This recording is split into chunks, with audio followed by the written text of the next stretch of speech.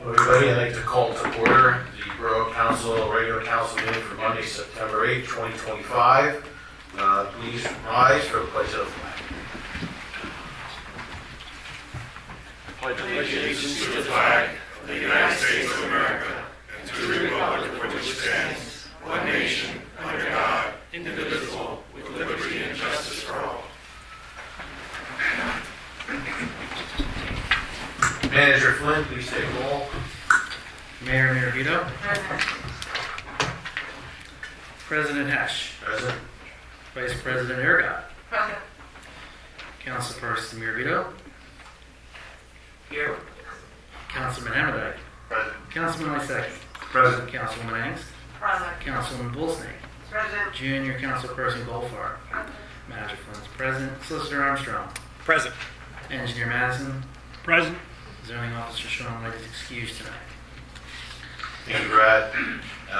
Before we get into announcements or courtesy of the floor, we do have a conditional use hearing that we'd like to get to. But before that, I'm going to ask Tony to come up to give the fire department report because they have training tonight. Just briefly, for the month of August, there were 40 requests for fire response.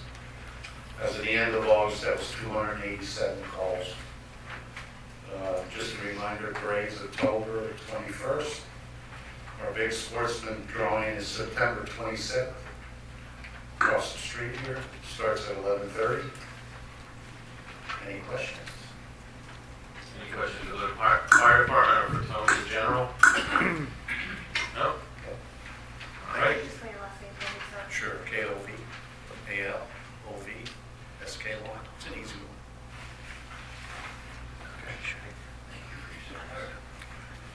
Believe me? Yes. All right, so we're going to get into a conditional use hearing right now, and then we will get into courtesy of the floor. And so I'll turn it over to the solicitor. Sure.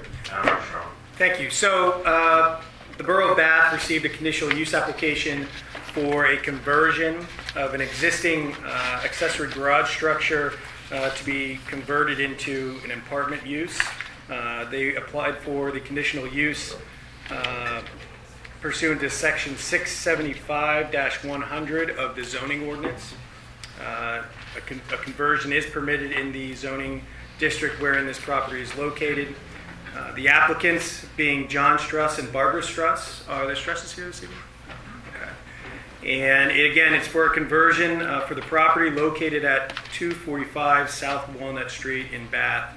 248 South Walnut Street in Bath, consisting of Northampton County parcel number K6NW4C238. So with that, before we do anything, we're going to open the public hearing. There is a stenographer here this evening. She will be taking down everything that everyone says, witnesses, and anything that happens during the hearing.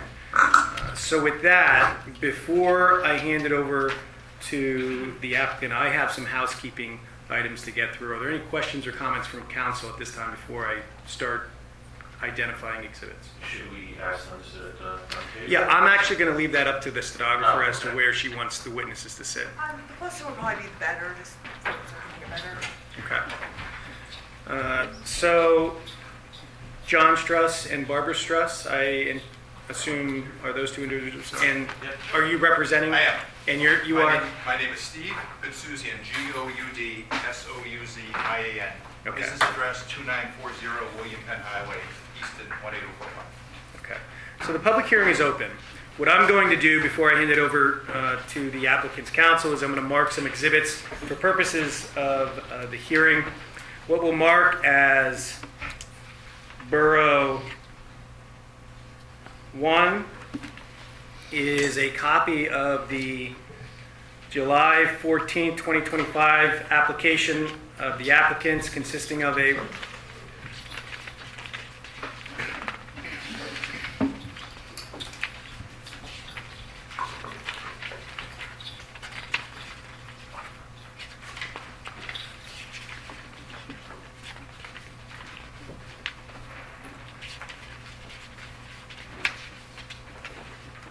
22-page application packet. What we'll mark as Borough 2 is a copy of the notice of public hearing for this evening's public hearing. What we'll mark as Borough 3 is a certificate of service together with an August 25th, 2025 correspondence from the applicant's counsel indicating compliance with the notice requirements for the adjacent property owners. What we'll mark as Borough 4 is a copy of the correspondence from the borough to the newspaper with respect to advertising this evening's hearing in the August 18th and 25th editions of that paper. What we'll mark as Borough 5 is a copy of the proof of publication, which is, my understanding, not yet been received by the borough. But when we do receive it, it will be marked as Borough 5. And what we'll mark as Borough 6 is a copy of the affidavit of posting indicating that the property was properly posted by the zoning officer here at the borough. Are there any objections to exhibits Borough 1 through 6? There are none. Thank you. So with that, this is a public hearing, and I do see there are other individuals in the audience. Is there anyone here that would request party status in this application? What does party status mean? Party status means and you're not everyone is entitled to party status. You have to live within our own property within a certain distance and be specifically impacted by the application. If you are granted party status, you have the ability to ask witnesses questions, you have the ability to present your own case and evidence and exhibits, and you have the ability to testify in this hearing. Does it mean you can't make any statements if you're not granted party status? No, I'm sure this council will hear anyone at the end of the hearing if they want to make a statement with respect to the application, and you won't be prevented from doing so. So with that, is there anyone in the audience this evening that would request party status in this application? Seeing none, let the rep... Wait, hold on. So I request party status so that this way I can testify on their behalf. Because I am the next door neighbor directly adjacent to Well, I mean, it's up to you as to whether or not you want to request party status, or if you're going to be Well, testifying. If you're going to be testifying in their behalf, he may just call you as a witness. Okay, I'll that's let it between the two of you. All right, that's fine. You just call me then. Okay. Is there anyone else that would? Is there anyone requesting party status in this case? I'm sorry. If he could just identify himself for the record. My name is Harrell Jeter, Harrell. Last name is Geter. Thank you. Is anyone requesting party status? Seeing none, let the record reflect no one has requested party status.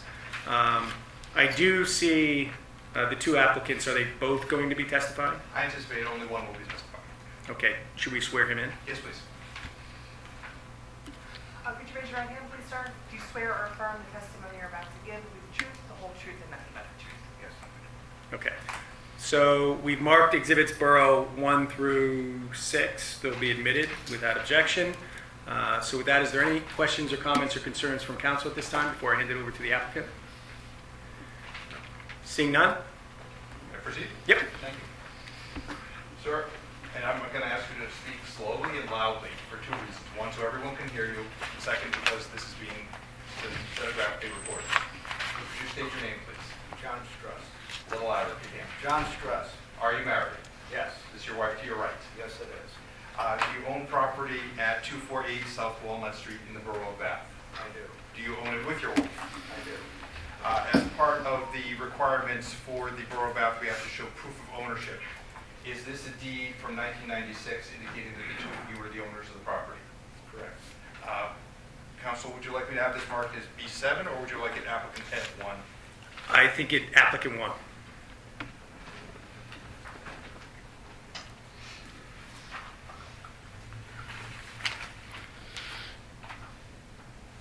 May I approach?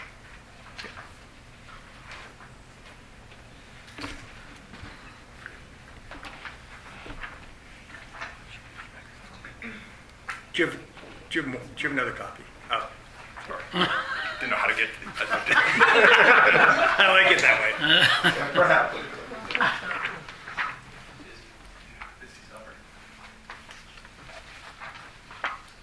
So before we get into the merits of the conditional use application, Did you have a chance to talk to your neighbors? I did. Because generally, when we're before Borough Council, one of the first questions they ask is, what do the neighbors think? Did you talk to the immediate neighbors to either side of your property? I did. And did both of them indicate that they were not opposed to this? Correct. And in fact, are they both here today? That is correct. Okay. So let's talk about the property in question. Tell me about the property. Is it commercial in nature? Meaning, do you live there? I do not. Are there apartments there? Yes, there are. Tell us the building that's currently utilized as an apartment right now. It's the home I grew up in. Okay? And how many apartments are there? 2. And how long have you been renting it? Like 25 years. As an owner of property in the borough, have you had any issues with the borough during that 25-year period? I have not. Do you consider yourself a good neighbor and a good citizen? I do. You consider yourself a good landlord? I do.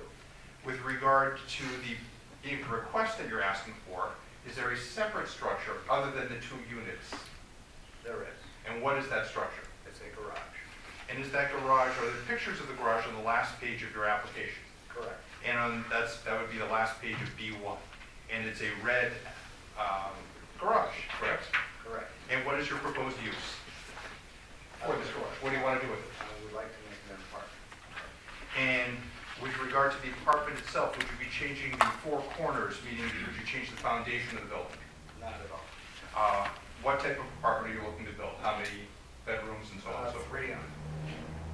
And are those various pictures outlined in your exhibit as to what you would be doing? Yes.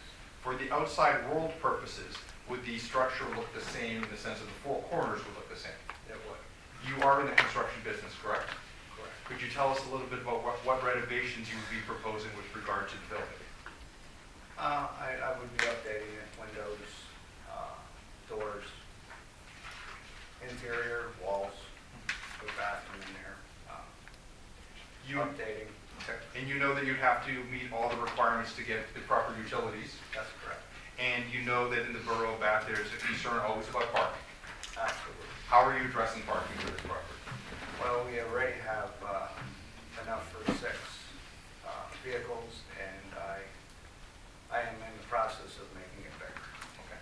So the anticipation is all of the parking for the property, meaning the existing 2-unit as well as the garage, will be handled on site. Correct. And I anticipate the concern of council would be, there's not going to be people who are parking on the street, but be parking on your property. Correct. With regard to will there be any, in your estimation, would there be any negative impact to the community? No. As far as the rest of the borough is concerned, would there be any impact to the committee in the sense of there won't be any parking There should be no effect on the borough at all. and it'll look essentially the same? Correct. With regard to your neighbors, with regard to everything in the application, you had a chance to look through it, rather than going through it in great details, everything in it trim correct? Correct. Okay. I don't have anything further. So I'll have some questions, but before I do council members have any questions of the witness? This would be your opportunity to ask the witness. I have a question. I saw that it's a garage on the bottom, and then it looks like an upstairs, I don't know. Is it going to be a 2-story, or will it just be upstairs, or will it just be downstairs? It would be the whole building. It would be the whole building. Okay, thank you. Thank you. Anyone else from council at this time? You said 1 unit, is it 1 unit? How many units? One The unit, garage. 1 unit, 3 bedroom. Okay, I didn't catch that, sorry. 1 unit, 3 bedrooms. Yes. Anyone else from council with questions at this time? I believe the borough engineer, before I jumped in, had some questions or a question. So how many parking spaces are inside the current garage? If you understand what he's asking, he's saying in the garage itself. There's probably 1.5. I mean, personally, for my truck right now, it would not even fit in there. But it was intended for 2 vehicles at the time it was built? That I would have to say no. It was probably more for 1 and some storage. It's just an odd building, as more than a one-car garage, to me, personally. Okay. And then, so that parking space will be eliminated. That was never even brought into the picture of the 6 spots that are there. And you had said you intended to make more parking spaces? I want to go in a little bit further for when there's snow and cleanup. I mean, I know it's very limited when you're moving snow in a borough.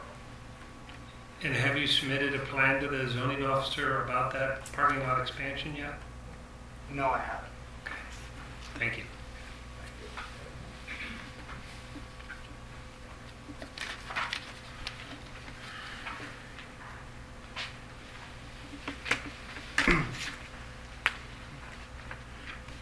Do you have a copy of Borough 1, which is your application in front of you? I do. Okay. And it's your understanding the application is for the property located at 248 South Walnut Street? Yes, sir. And you and your wife currently own that property? Yes, sir. Okay. And if you turn to the narrative statement, it's the 6th page, actually 6, 7, and 8. If you were to test, is that an accurate explanation as to what you want to do on the property? Yes. Okay. Did you prepare for that statement? Yes. And you agree with it? Yes. Okay. So you're taking the existing accessory garage and you want to convert it into an apartment? Yes. A 1-unit apartment with 3 bedrooms? Yes. Okay. So you're going to have one lease for whoever intends to rent the apartment? Yes. Not multiple leases? Okay. And if you turn to the page following that statement, that 3-page statement, looks like it's a list of the property owners within 100 feet of 248 South Walnut. You provided written notice to them of this evening's hearing Yes. and the application?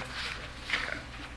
And then if you turn to the next page, can you describe, is the next page, well, why don't you tell me what the next page is if you know? It's just an outline of the property down there. It shows the existing apartment that's there. That garden apartment would be the conditional use there. The parking is next to that, the 40 by 40. Okay, so the existing apartment with the 2 units Yes. is what's the rectangular piece on the top right corner on that sheet, titled apartment. Yes. And then the proposed apartment that's currently the accessory garage is what's depicted as the garden apartment on that page. Yes, sir. Okay. And is that the correct dimensions of the garage? Yes. And it looks like it, well, why don't you tell me what they are?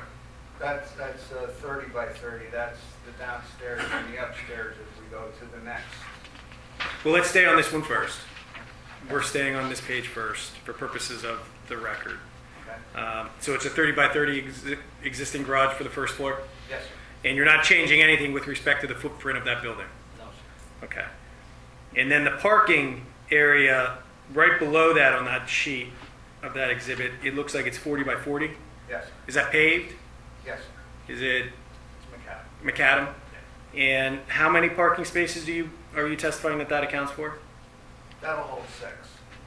Okay. Are you proposing expanding that parking area as part of this application Yes. in order to account for the necessary parking associated with the proposed conversion apartment?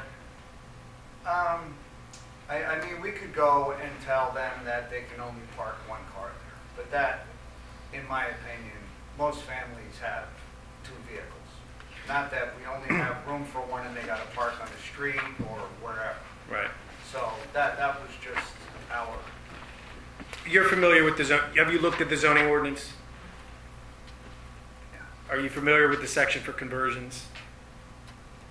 Are you aware that a conversion, the requirement for parking is 3 off-site parking spaces? I really, Off-street, I'm sorry, 3 off-street parking spaces. okay. Is it your testimony that you'll have sufficient space to account for those 3 off-street parking spaces for this use? Absolutely. And is it your testimony that when you determine how you're going to provide for those 3 spaces, you'll apply for the appropriate permits and approvals from the township? Absolutely. Or I'm sorry, the borough. Yeah, absolutely. Okay. And is it your testimony that those 3 additional off-street parking spaces will be somehow attached to or adjacent to the existing parking that's depicted on this sheet of Borough 1?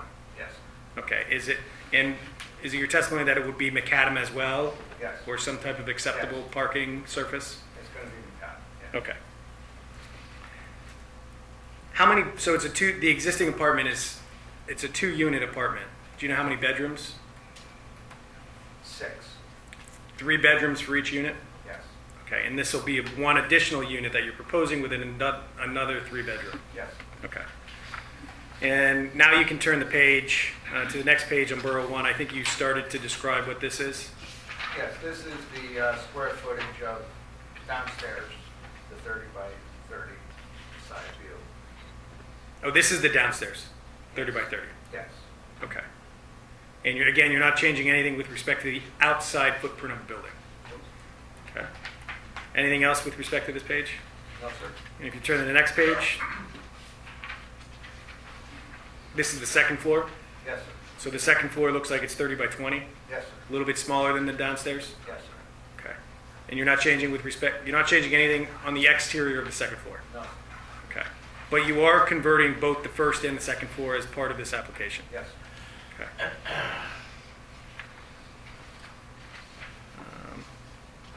Is there anything with respect to the next page, which is titled First Floor, that you want to explain to us? Or is it just another? No, it's just another. And if you turn to the next page, it looks like a front view. Is it your testimony that that's an accurate sketch of Yes. measurements of the existing structure? Yes, sir. And nothing is changing with respect to that? Nope. And when I say the existing structure, the existing garage that you want to convert into an apartment? The outside will stay the same. Okay, but this sheet is the existing garage structure? Yes, sir. Okay. And if you turn to the next page, it looks like that's again the dimensions for the first floor? Yes, and that's just to show that sewer and water run through. Oh, I'm sorry.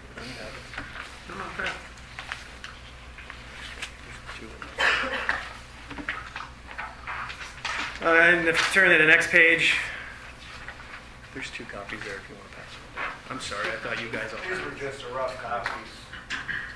Okay, the next page, that's just a rough sketch of the existing garage. Yes, The next page, same thing. yes, sir. Next page, anything different? Nope. Okay. The next page, is this a handwritten sketch of earlier on in the packet that we went through? Yes. The existing apartment, where the proposed apartment is, and the existing parking? Okay. Is that the distance on this page of 223 feet from the, what is that 223 feet describing on that sheet? That is the depth of the property. Okay, so the 223 feet, is your testimony, that's the distance from Walnut Street to Plymouth Street on the lot? Yes. Okay.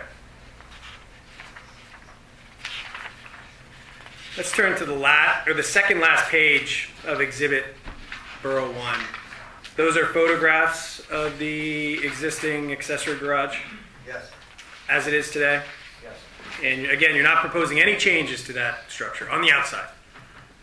All right. And that's the existing parking location? Yes, sir. Okay. Anywhere on these photographs, can you see where you would propose to expand the existing parking to account for the 3 additional off-street parking spaces? Where this vehicle is, I believe it's a Jeep, and there's a gazebo. Yes, I see it. That would go in, that fence would be gone, the gazebo would be gone, and that would go in approximate, or whatever you'd see needed. I was gonna go in probably 12 to 15 feet. Okay.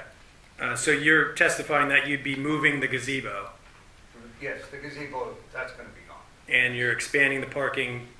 I guess you're going to remove that hedgerow or a Yes. portion of the hedgerow and the fencing to account for the 3 additional spaces that would be needed? Yes, sir. And that's all the property that's all your property? Yes, sir. Okay. All right. Is there current plumbing, electric, sewer run inside the garage? Yes. Oh, there is? Yes. Okay. Does it currently has a bathroom? No. But all the utilities are currently... It did have one many moons ago. It does not now. Is it your testimony that you will apply for and secure and get the requisite approvals associated with any sanitary sewer, water, and/or electric that are needed on the property Yes, sir. to account for this proposed apartment unit?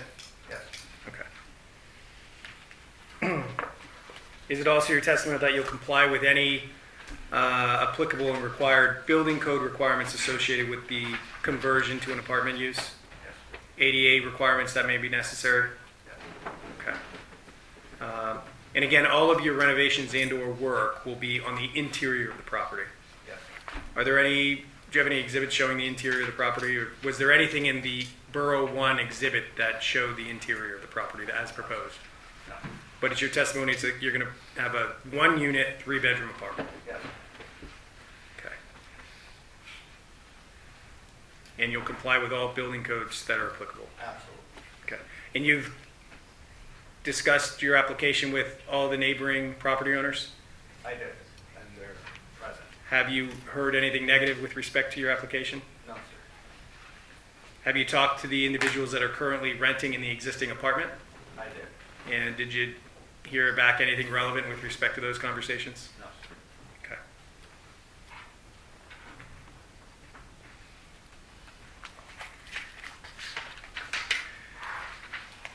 Okay. Are you familiar with the zoning ordinance requirements associated with a conversion? If I told you the requirements for a conversion are found at section 675-100 of the zoning ordinance, would you would you have any reason to disagree with me? No. Yeah. You don't know me that well. So I'm Straight down. yeah, straight. Is it your testimony that you're going to comply with all the requirements in the zoning ordinance associated with a conversion? Absolutely. And the reason I ask is one of the requirements is for the 3 off-street parking spaces. Okay, and you've already testified that you'll have the ability to provide for those 3 spaces. Absolutely. The other provision in the conversion, section 675-100 of the zoning ordinance, it actually breaks down the required minimum floor area associated depending upon the number of units. Okay, and you've testified you're going to only have 1 unit. Okay, so the required square footage is 550 square feet. Do you know the amount of square footage you'll have on the inside of this proposed conversion apartment once completed? I have, I believe, 900 downstairs and 600 upstairs. So it's your testimony that you will be complying with the square footage requirements associated Yes. with the conversion as set forth in the zoning ordinance? Yes, sir. Okay. And you'll comply with the general requirements of conditional uses at section 675-54 of the zoning ordinance? Absolutely. Okay.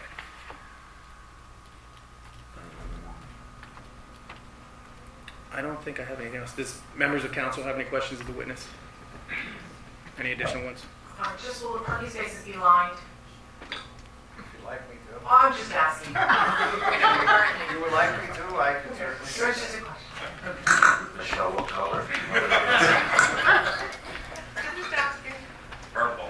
If there's no more questions, I have one clarification. I don't want to cut, I'm sorry, just. Well, let's be clear. So you'll be you'll be striping the parking spaces associated with the parking on the property? Good idea.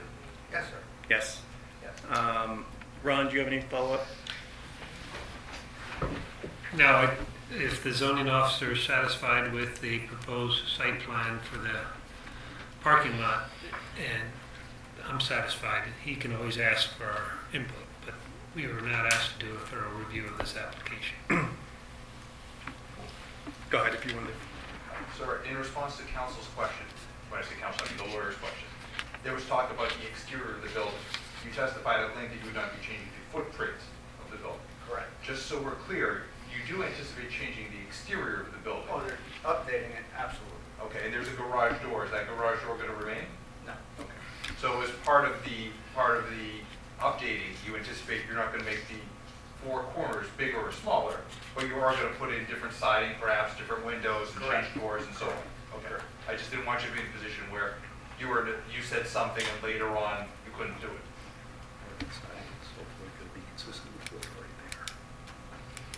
So,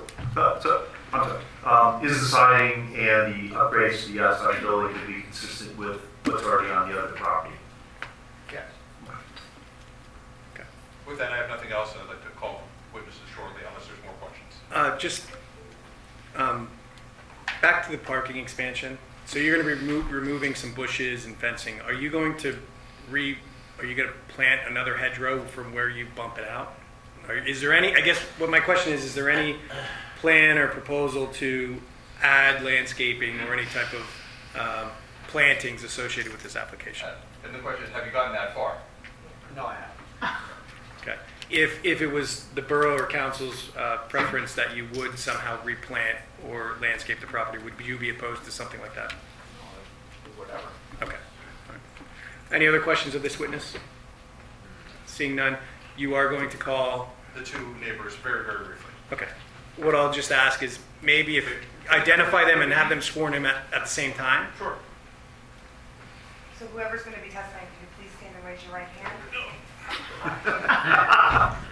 you swear or affirm the testimony you will give will be the truth, the whole truth, and nothing but the truth? Yes. Thanks. Could I ask one of you at a time to come up here? It might take you longer to walk up to testify. Yeah, you want to break it to me. Sorry, what do I need to do? Just stand there for now. I can do that. Would you say your name, please? David Vreeland, And where do you reside, sir? 254 South Walnut, 256 South Walnut. And Oh, V is in Victor, R-E-E-L-A-N-D. and where do you reside in relation to 248 South Walnut? Oh, sorry, I have an office right next door, which is 256, and 254 is where I live. Okay. And how close is that? We all know this, but you have to say. Oh, I'm sorry. How close is that? 10 feet? Yeah. And are you familiar with the application of the trusses? Yes, sir. And do you have any opposition to it? Absolutely not. Are you here in fact to speak in favor of it? Yes, And have the Strussers been good neighbors absolutely. and good landlords? Yep. Is there anything else you need to add or would like to add? Oh, well, yeah, I mean, so I've known them for about 4 years now, and I'm a landlord myself, and so I've gotten to know their tenants as well. And the tenants have nothing but good things to say about them. I've always seen them take very good care of their tenants. Quite honestly, they go above and beyond with their tenants to do improvements that most landlords wouldn't think to do. Even if it's as simple as like putting nice fencing in or updating the kitchen, things like that, they do that most landlords would probably not feel like it's worth doing. Thank you. I'm sorry, can you repeat your name one more time? I was very slow. David Vreeland. Say that last name again. Vreeland, V is in Victor, R-E-E-L-A-N-D. All right, thank you. Thank you. I'm sorry, did council have any questions? Okay.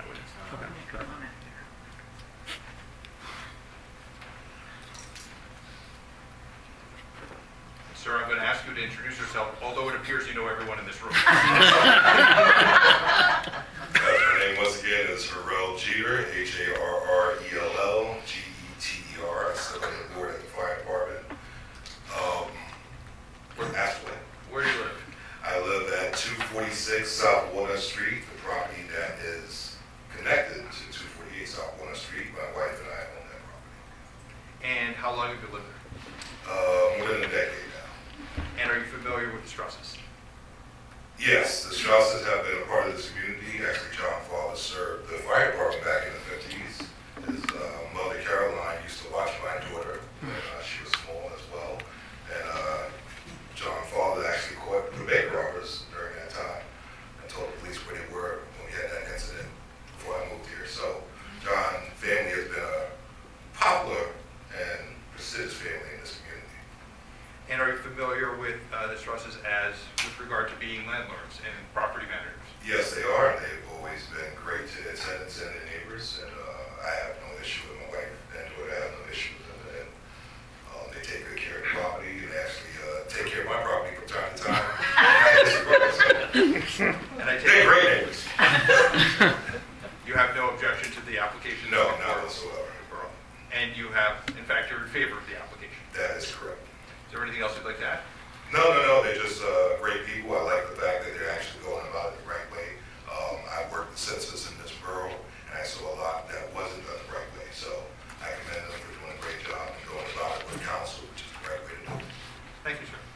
I'm going to ask you the same question because I'm very slow.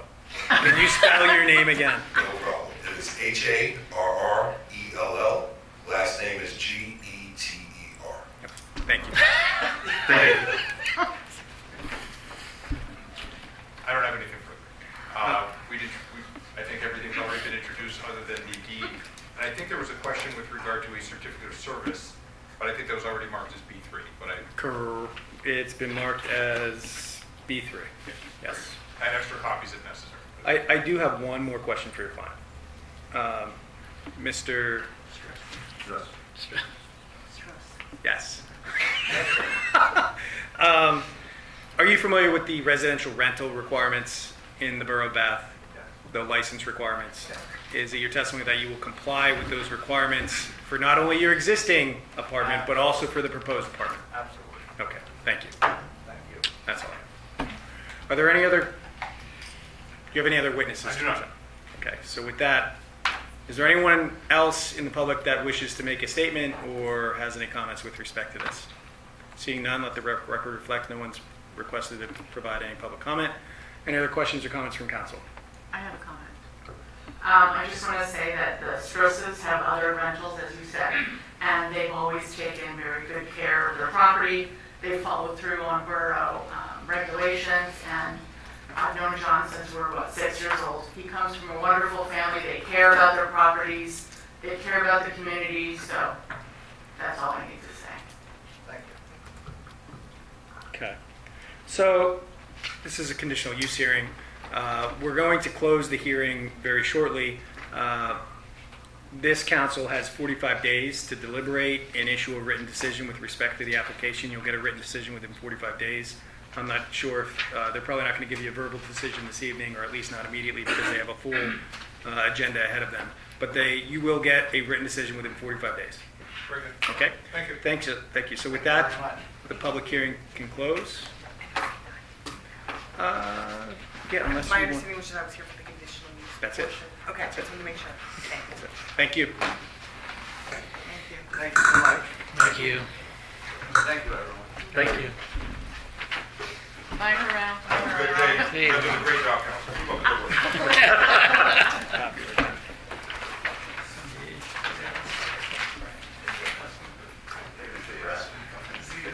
Thank you. Yep. Thank you. Thank you. Thank you. On the record.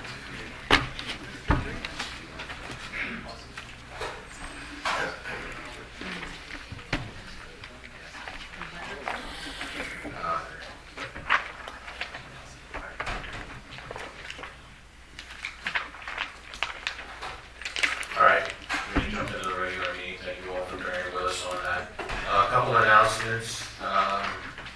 Before we get in, Brad, Pat, are you ready to get started on the regular meeting? Okay. I'm going to ask them here to just touch on a situation that recently occurred within the borough. So I'm sure you all heard the situation that happened at 104 East Main Street with the stabbing. And I just want to say it's still under investigation. I have no other information to share with you. When I do, it will be out as a public press release. And I get that from state police, and I will pass it on. But it is under continued investigation, and they're doing a good job. Thank you. Pat, is there anything you want to weigh in on that at all? Investigation? No? Yeah, Pennsylvania State Police is on it. Yep. I have questions in regards somewhat related to that, but later in the meeting, so we'll just get into that. I think the other item I wanted to address is obviously there was also another incident of park vandalism. The tables that were moved from Oxy Park to Kip County Pavilion. Another reason why we keep installing more cameras in the borough. I know there's really nothing we can say or do that would make this stop. We can get a whole policing conversation, but we have a long enough meeting tonight, so I'm not going to get into that right now. But it is just disheartening, and it's sad that this is a constant occurrence, and it's expensive too. So, really nothing to do. I just wanted to voice my disgust at it. It's a constant occurrence. All right, let's jump into courtesy of the floor. As usual, we'll just go down each row, come up to the podium, state your name and address for the minutes for the record. And like I always say, ask to keep your comments 3 to 5 minutes. And to watch your language. Your clock's not on. And you guys got it. That's all right, don't worry about the timer, I'll wing it tonight. So, we'll go first row, sir. I think I know what you're here for, but I'll let you know. You better. Nicholas Fetio, 265 Park Terrace. Been here a couple times. Actually, it started before COVID, to be honest with you. You had an employee named Marina called me one day out of the blue and said, "You have $4,000, over $4,000 in escrow. You need to come and get it out." I've been here ever since and never have gotten resolve. It's about Joe Negreo, him putting that and installing that, and it was done because he added an extra home on the end of the park, at the end of the development, which did not adhere to Borough specifications. So what was left was, you need to have an escrow in case you need a rebuild, and we're not going to dedicate this road to Bath Borough, which we now have to have our own insurance, our own plowing, and it kind of sucks because we're within the borough, but our road isn't built to borough specs, and I get it. So I've come here 10 times over the last 7 years, and all I want is clarification if I can get that escrow into my account. We have a Park Terrace Association account, and we are now redoing our road because the administration of Bath condos behind us, and they used our road as an easement, and they totally destroyed where the sewer, electric, and drain goes up to that property. It is like a freaking whoop-de-doo. Then when they built the third one, that parking lot, that dead end of Park Terrace, if you turn to the left, I'm sure he knows, is all potted and divoted because of, they parked a trailer there for a couple weeks. And I think the weight of that ruined that. Now, yes, it could be because of that road was built under specifications, but now all I'm asking is to get that, whatever it is, $4,000 some $100, put into Park Terrace. We are having the road done. It's starting on September 15th and 16th, and that's getting redone. We do have barely enough to pay for it, but then we're at zero. So to have your $4,500, which was specified for any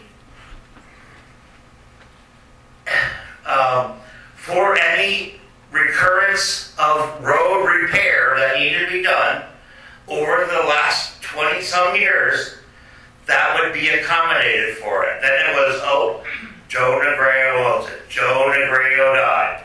Now what? Where is it going to go? And they got the solicitor involved, and now, I was here last month, I'm waiting for a response. That money is due to Park Terrace. That should be dedicated to us. Nobody's going to benefit from it. We just wanted to help pay to rebuild our road. That was built underneath Bath specifications because you guys were not here then, and it was allowed because he wanted to add an 8th home instead of 7. Okay, so I can respond quickly, and I'll be giving you clarification. I wasn't here when you were here previously. You were here last Correct. month, and that's the first I've been involved in it. I have looked at the controlling document that was recorded associated with this. You keep calling it an escrow, but it's really security. The intent of it was to secure and ensure that you and or your development maintain the improvements within that development, the road, the stormwater, you name it. But that was the intent of it. It's not intended to be handed over to you, because actually if we did hand it over to you, we'd come back right back and say, now you have to replenish it. Because the purpose of that is to secure, I know you don't like the answer, but it is to secure the... But now we need to repair. Sir, it's to secure the ongoing maintenance requirements associated with the improvements of that development. You and your development, your HOA, your property owners association, you are required to maintain those improvements. The street, the stormwater, you name it. I'm not that familiar with the intricacies of that development, but you're responsible for it. The intent of that small little amount of money that the borough is holding is to ensure that they do it. And in the event of an emergency or a situation where the borough feels it necessary to go in and do it for them, i.e. maybe a stormwater significant issue that the borough can't allow you to continue to neglect. But that money is to ensure that you guys do what you need to do. So even if we were to say, okay, you need to get this done, and if the borough went in and did something, or if they gave it to them to do, they'd have to replenish it anyway. And so it sounds like you're doing the right thing by addressing whatever issues there are with the road, but the money that the borough is currently holding in the security is not intended to go towards that at this point. Okay. And I will send you something in writing. Now that you were here last month, I've looked at the document that's controlling. I will provide you something in writing. But that in a nutshell is what the writing is. And I understand that. But you had a representative here, Marina, that I have recorded. I don't want to talk about prior. It doesn't matter. She called me and said, "We have over $4,000 in an escrow. You need to come and get it out." Yeah, I don't know. I was working on that, and you all know her. You weren't here. I don't care if you were here or not. But it made me reluctant to say, yeah, we would use that to rebuild a road. I have a question, but when those were being built behind there, the easement agreement didn't say they have to restore whatever they damaged on in the development? Well, they screwed it all up. I mean, when they built the Bathview condos, Right. they came in for the sewer, the gas, and the water. It's a freaking whoop-de-doo. But aren't they Did you supposed see to it? make it back to the way it was when they found it?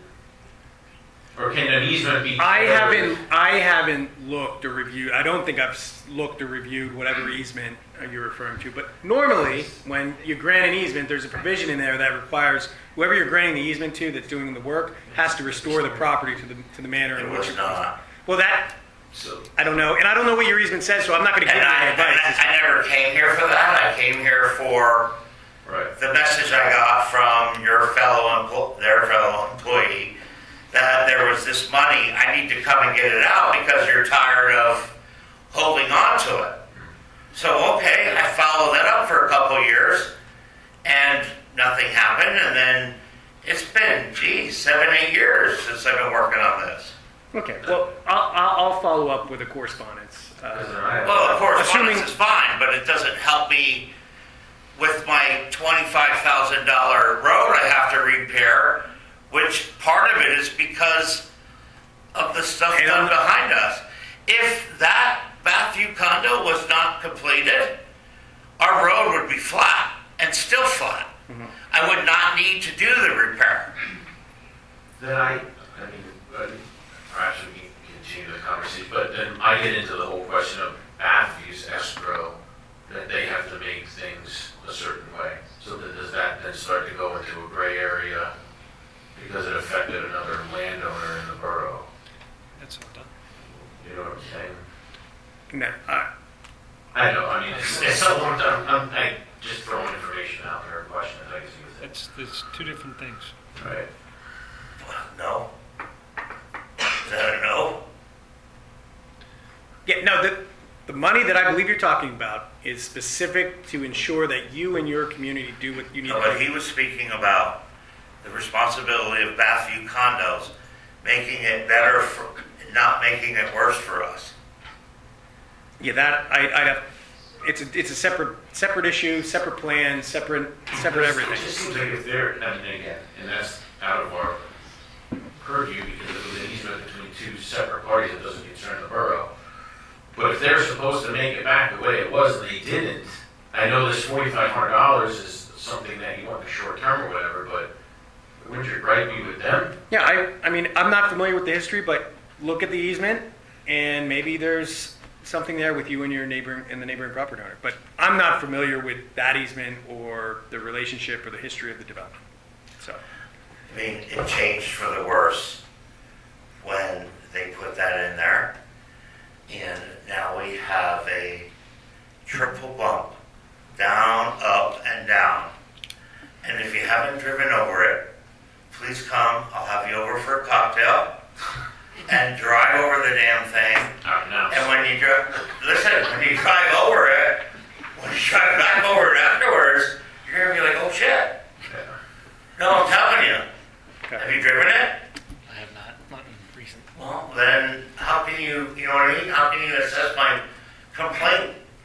All right, so Come down Park Terrace.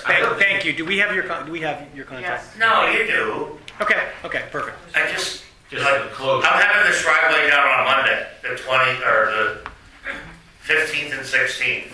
Whether you help me out or not with that $44,000. I think it should be, And obviously, I get your stipulation. It's there forever. But when I was told that, it wasn't there forever. I needed to take it out. And yeah, you're blaming somebody that's not here anymore, and I get it. But that shouldn't be that way.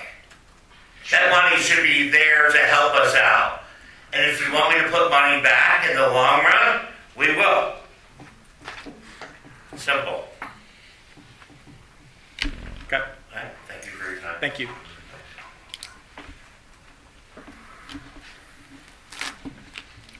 all right, next up, Trista, you wanna go?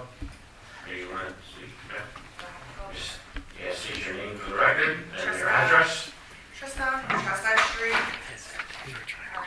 From Chestnut Street, your last name. I don't know. Yeah. I'd rather not. I'm just here about ordinance 738. I have a couple of different things, 4 different things roughly to go over. First, the blatant overreach of the Hold borough. the microphone down, Krista, so we can hear you. The blatant overreach of the borough council to go after people for what they do on their property. First, it was the stormwater fee that I realize you guys are going to say comes down from above the sky and the state, so you can't do anything about it. And now it's what surfaces you can park on your own property. And if you can't park on your grass, then you have to turn it into a parking pad, which you need a permit for. Or you can park in the lovely borough lot, which you could get a permit for or pay the meter. And it just seems like all monies lead to the borough. And the second thing I would say is, does the debris know whether you're taking groceries into your car or you're just parking from coming home to work? The debris that we're all worried about that washes into the stormwater, does it actually know where it comes from? The parking that causes it? No, and that's a ridiculous argument to make. I also worry about targeting of residents. The quotes I've heard from people, certain property owners, certain repeat offenders, and I hate to think of the socioeconomic implications of this, because it seems like it's targeting the people who don't have nice driveways, big garages. We know parking is atrocious here in Bath, which is my other point, and it's concerning that your first instinct is to go to finding people instead of finding alternate places for them to park. I believe in June, in the beginning of the meeting, Frank said to Brad about new potential parking areas, and nothing was ever said about that, but our first instinct is to go find people right away. And then you say things like, you want us to comply. Frank says things like, I don't want to tell people what to do on their property, and then we'll end it by saying, I'm for this ordinance. And all of those are really concerning to me, and I hope you all consider not following through with this. I hope everybody in the borough comes here and tells you what a terrible idea it is, and if you're not gonna solve the problem of parking, it's insulting to fine people for. And that's what I would say about that. Given that there's already over 20 motor vehicle nuisance ordinances already, that you're gonna turn around and make another one to fine people is a problem. And I think you should all be ashamed of yourselves for that. Thank you. Thank you, Trista. Next.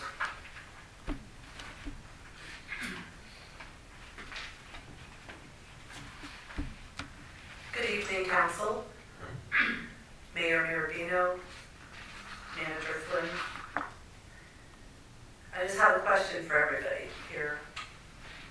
Who here has ever driven down Elm Street? Anybody? Okay, great. So you all driven down Elm Street. You're all aware of the disrepair of that street. How bad it is. Okay. Well, I'm here tonight because I missed last month's meeting. And that is my fault. I will now be more aware of what's on the agenda of where I live. But I'm here now tonight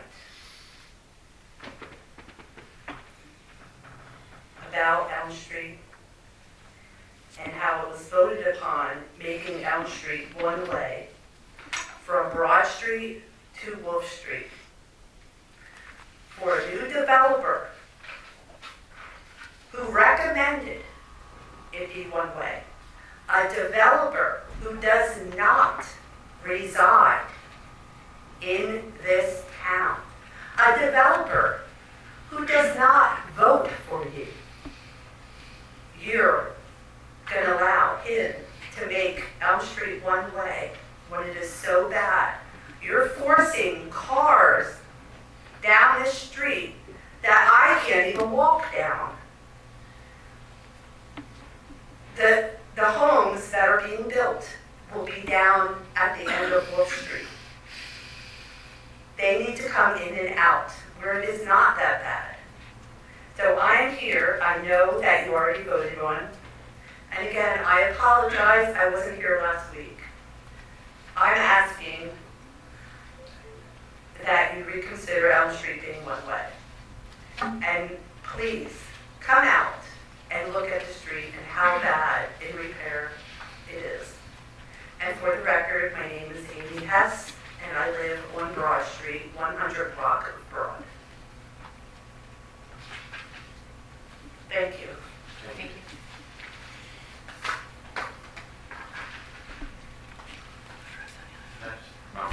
Go ahead. That's okay. I didn't know if you wanted to. Go ahead, sure. I didn't know. Hi, my name is Robert Kern. I own the property on 517 Elm Street, which I am now renting to my daughter who resides there. We are in kind of a quandary. I'm here for two reasons, actually. One, I want to talk a little bit about the unapproved parking surfaces. What exactly is an approved surface?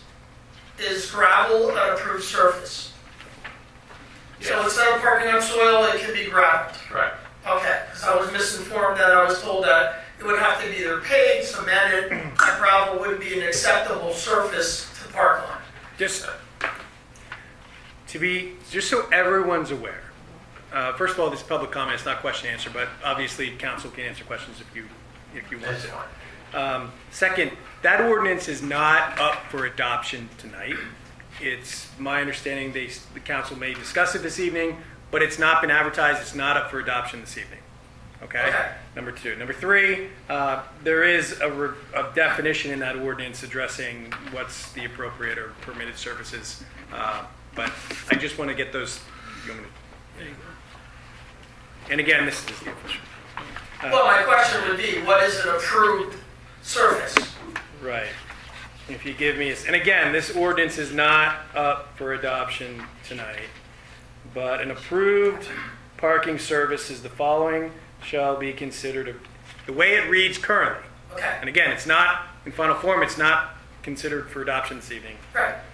But approved parking service, the following shall be considered approved parking services for motor vehicles within the Borough of Bath: asphalt, concrete, paver blocks, stone, gravel, or other similar material approved by the Borough Code Enforcement Officer and specifically designed as a parking area, parking service, and/or parking space. Okay. All right. Because obviously Elm Street is a very, very small street, not that wide, and parking is an issue on that street for the people that do live there, including my daughter who has 2 vehicles, and obviously the garage space is pretty small, and then there's only one other area for her to park. So my concern was if it was soil that you couldn't park on, we would have to change it to gravel. If that wasn't acceptable, now we're into a lot of expense. Second reason I'm here is for the same issue that Mrs. Hess was here for, is the voting on the one-way corridor for Elm Street. Little dismayed that some of the property owners were never informed that this was even going to be a consideration by one gentleman, as Ms. Hess referred to, who was building a property, I would say, on the south end of Elm Street, which is including 2 units, which is providing 4 parking spaces, which is going to increase traffic down a road that is in so disrepair they don't even plow it. And the reason they can't plow it is because the ruts are so bad, is that the existing sewer line is exposed. So they would take off the top of the sewers if they were going to plow it. It hasn't been plowed in the 3 years that I've owned the property, and it's an issue. So my next question is there a strategic plan in the borough to resurface roads or an acceptable procedure that we say this is a priority, that's a priority, and if so, where can I see the strategic plan to see where this might be in order? So the residents in that area were notified. I was not. Okay, well then, I mean, that was my understanding. And then I we was went not through the notified. planning. I was not notified. Okay. Of a one-way street, no. Because Well, it's hard- wait. To be clear, Yes, what was before council was a land development subdivision application, right? Not the changing of the road one way. The one way, it has to be done by ordinance, and that hasn't been prepared, advertised, or adopted yet. But a condition, I don't have it in front of me, but a condition of that Saldo application was associated with Elm Street being made one way, I believe. I don't know exact term or language associated with it, but that was one of the conditions of their Saldo application. was it the Approval. other one to repair the road? Yes, that's, yeah. Right. Yes. I mean, I don't want to speak Yes. out of turn, but that was also a piece of the conditional approval. Condition approval. But the one-way piece has not been finalized because that has to be done by ordinance, and this council has not advertised, prepared, or adopted the ordinance. And had public comment and all that. So you didn't miss anything in regards to the street. Okay, As far as your strategic plan for paving, I don't know if there's a strategic plan, but a lot of roads need repair, and we're trying as we can afford them. Jeff won't believe you, the one behind my house needs a lot of repairs. That one needs a lot of repairs. yes. It's even a safe to walk on. Shimoski finally got that one fixed, you're doing Craig. Just did this. So, yeah, and that was part of years ago, we came to an agreement with the equipment with, was it Upper Nazareth to share the paver? And we have, Public Works doing that because for years and years in the past, all the roads were neglected. And then we can get into the whole cop discussion and the money that was being spent there and the roads were being neglected. But, it's a whole thing. I just want you to be aware that there's a lot more traffic down that little Elm Street than what you think. People are crossing through Broad to Wolf as sort of like a shortcut to get, because they don't want to be in traffic on, the Newburgh Road corridor, or what's that road there? My place is on. Yeah, Newburgh Road. So they're using it as a shortcut to get to other properties, which is increasing traffic and the road's already in disrepair. So that was my comment. And I would say that when we get to that point, and you're right, yes, keeping track of everything that's going on, yes, come and please voice your concern. I know there's this whole concern about parking in the yards, not parking in the yards. Some people, everybody's here on both sides. I know some are here to voice their concern tonight, and that's great, and that's fine. And look, we all live in the same town that you all do. I'm also getting complaints on the other end of the spectrum when people are complaining about cars being in the yards and dragging the crap out into the streets, and then the potential fines from the state. So, I get it, and Trista's right. I did say, I don't want to infringe on people's property rights. You know, Jefferson's side of my brain, I don't want to do that. People should be allowed to do whatever they want. But then at what point do I say, if you have repeat offenders and people doing stuff, what are we supposed to do? Just suck up the... Anything before the word bullshit is bullshit. Anything before the word but is bullshit, Frank. It's your property, you should be able to do what you want. I agree. Okay, but we... The other thing that I'll make a comment This is that just be... you're stressing your streets then for parking if people can't park in their own yards or in their own property. So now they're going to look for other viable solutions, which we already have overcrowded streets. So you're taking them out of their property, and their only choice is, if they don't have money to repave the surface or make it acceptable, is to park in the street, which creates a whole other problem, including vandalism. So those are my comments. Thank you. I'm sorry, just to clarify. Ma'am, you have to be recognized by council before you just stand Go up. ahead. Okay. There's not a lot of people. Just go ahead. I'm sorry, just to clarify. I did listen to last month's meeting, and it was with different ordinances, and then it said also the one-way street.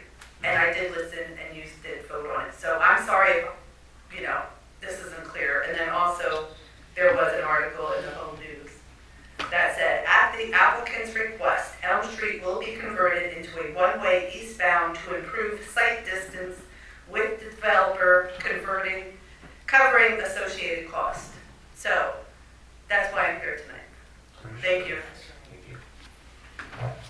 And Amy, Robert, next year Elm Street's on the docket to be repaved. Wonderful. Now that we have that development concluded. Okay.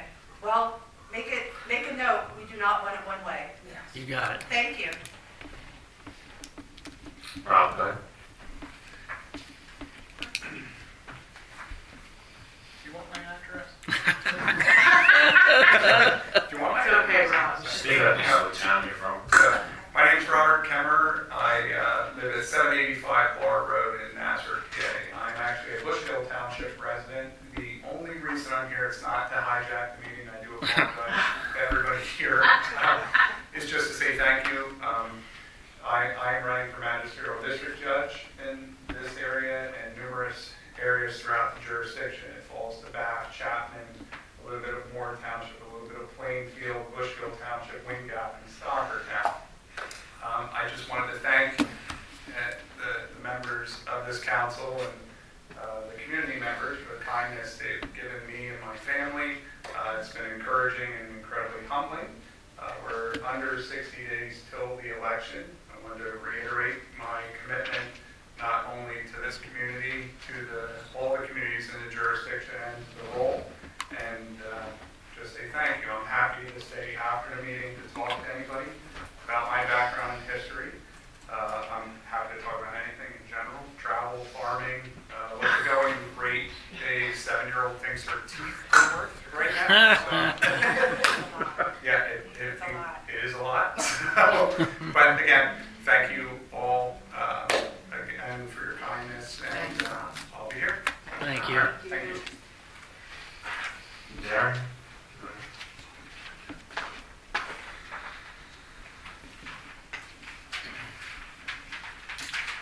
Good evening, Darren Ekman, 207 West Northampton Street. The question that I have for council is related to the borough parking lot on West Northampton Street. I understand the bridge project is going to be underway shortly. We've been hearing about it for 10 years, but I guess it's finally coming close to actually happening. But the parking lot's been closed. There's been no construction vehicles there. This is now going on week number 3. It's really causing, obviously, as everybody had mentioned this evening, parking is a premium in the borough. And I don't know if there's a way that we can coordinate a little bit better with that construction crew, if we can open the gate and let people park there until they're actually ready to pull the trigger. But again, it's been 2 weeks, and come down the street on a Friday night or a Saturday night, there are cars everywhere. It's been havoc, but that's my comment. So, I mean, they needed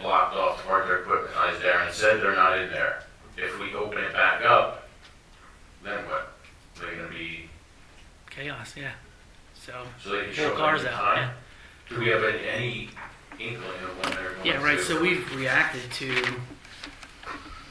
the construction company's requests. So, as far as them not starting, we have to talk to them. The road was closed today, though. Yes. Yes, it was. Yeah. Oh, it's closed every day. Oh, But I think there's, the first I but saw there's it. nobody in the parking lot. Today, I think UGI was at the intersection at Old Forge, and they closed the intersection there at Old Forge. But again, it's been 2 weeks. There's no construction equipment there. There's no stockpile of material. I totally understand, thank you to the borough for allowing that to happen. It's going to make their lives a lot easier. But until then, if you can see a way to coordinate with them, keep the parking lot open until they actually pull the trigger. But people are utilizing my parking lot, which I'm not chasing them out. I'm allowing them to use it. I want to help support our community and let people park there and get off the street and patronize the local businesses. So just something for council to consider. Thank you. Thanks, Mayor. Mike? That's a shocker, no? Just here for the entertainment value. Well, you always add to it, so I appreciate you Well, being here. we'll be adding a lot to it next time. Sounds good. Let's move on. Gentleman in the back? Yes, Yes, go ahead. My name is Steve Braylow. I live at 302 North Walnut, which is actually 211 North Chestnut. Bought the house 13 years ago now, and we've been using a driveway on Walnut, which we found out about 4 years ago used to be called Meyer Street.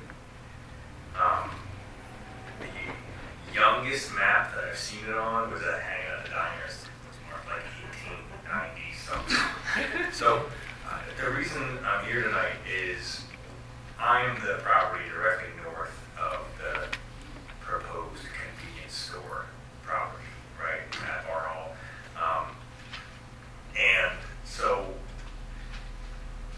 they've had surveyors out marking, obviously, I think they were up maybe a year and a half or 2 years ago, and it came to my attention that I did not own nearly as much property as the realtor had led me to believe, which is not a council issue. But it got my wheels turning that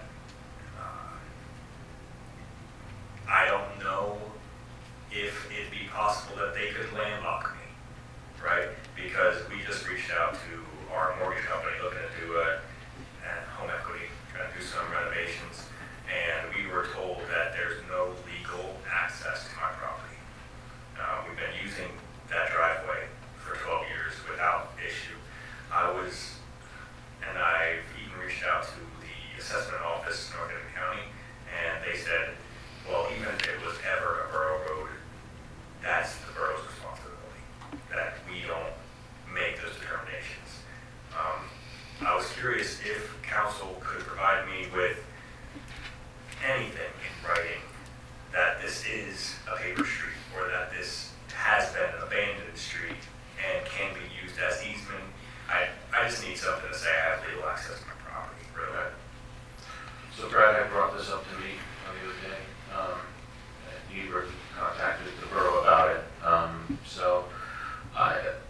What is our legal allowance? I would advise you, I'm not going to give you any legal advice, but I'd advise you to get counsel. Yes. I'll look at the history of, if it's a paper street or what the history of this alley, driveway, whatever it is. But if it's been being used for that property for a significant period of time, I'd just advise you to I would advise you to get legal counsel to secure what access you have. Okay. Yeah.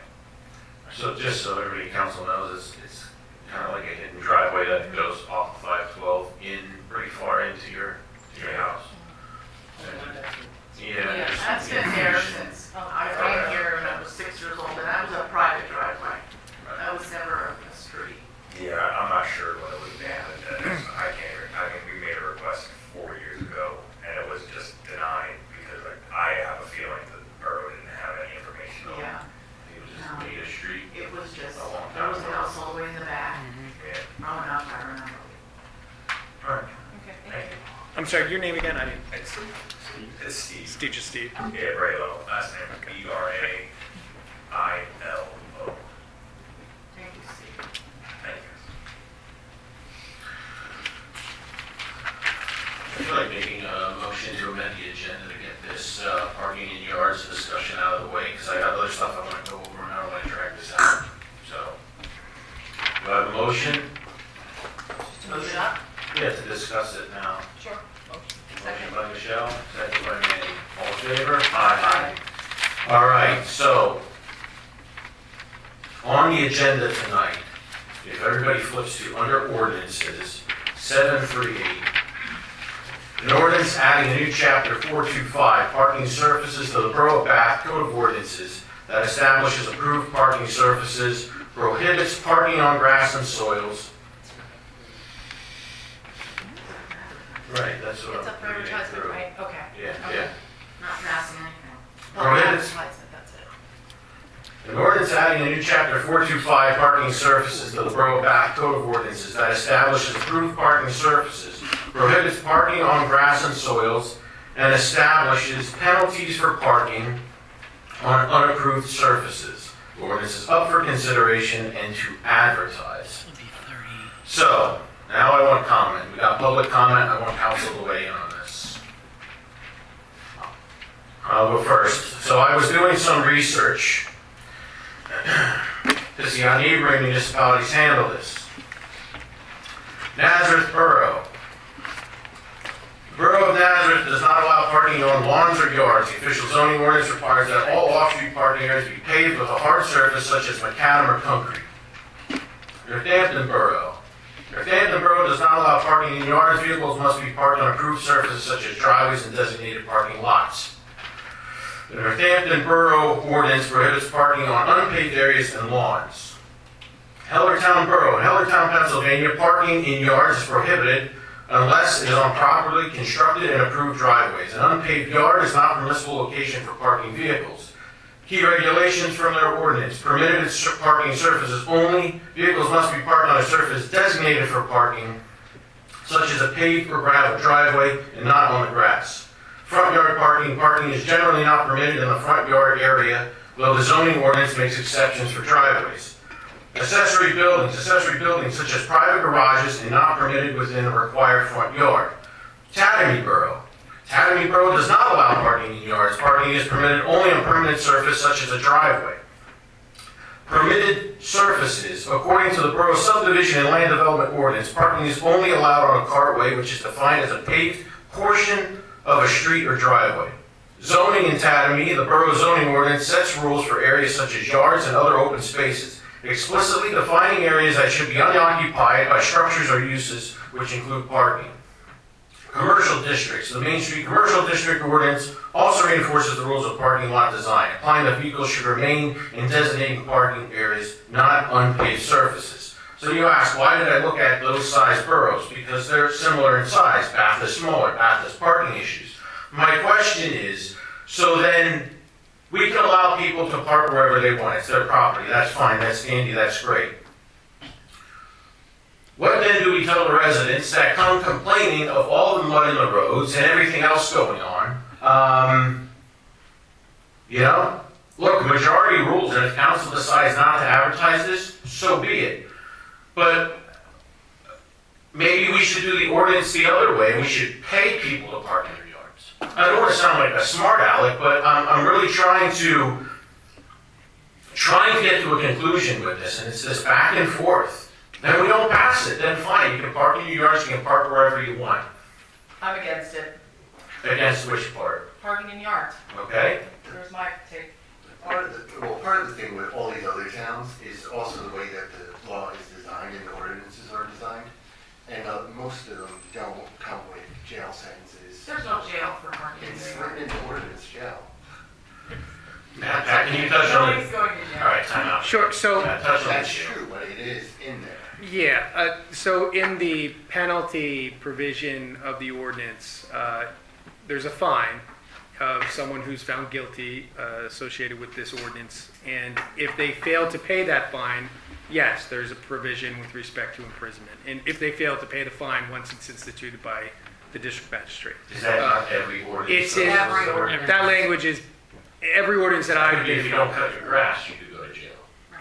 If you don't pay your. Yeah, and if it's a summary offense. But most towns in this area have it just as a finable offense and not written the way that we have, where you have to Make it a finable offense. where you have to go to a magistrate and have, you know, a whole ordeal done, versus just having it a finable offense like weeds. I mean, listen, the penalty, the penalty provision can be revised to remove the reference to imprisonment. It's just, that's. Well, I just mean that our law is designed differently than a lot of other places.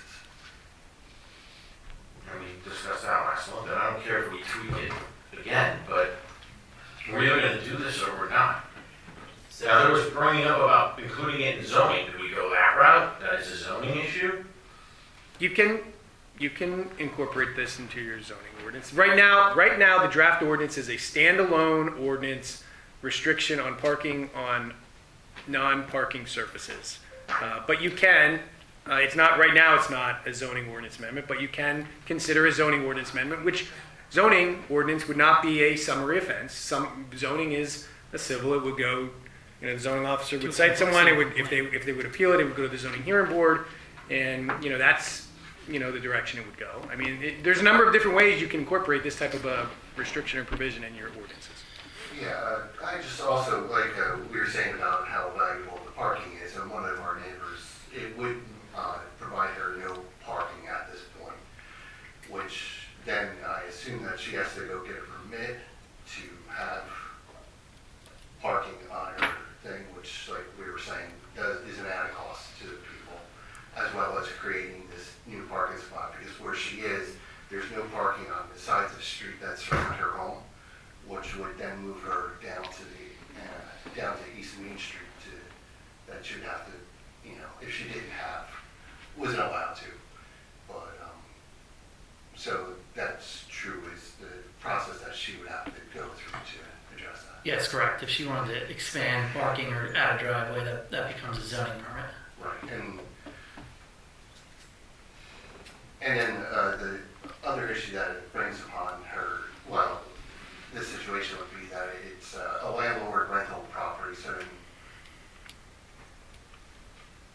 you would have to, she was just wondering who contacts them, the landlord. Would she have to go through that process about getting the permit and stuff like that, or it's a landlord and the whole amount of time? Well, the landlord should have parking it's in the, right? We have to have so many parking spots for, that doesn't include grass.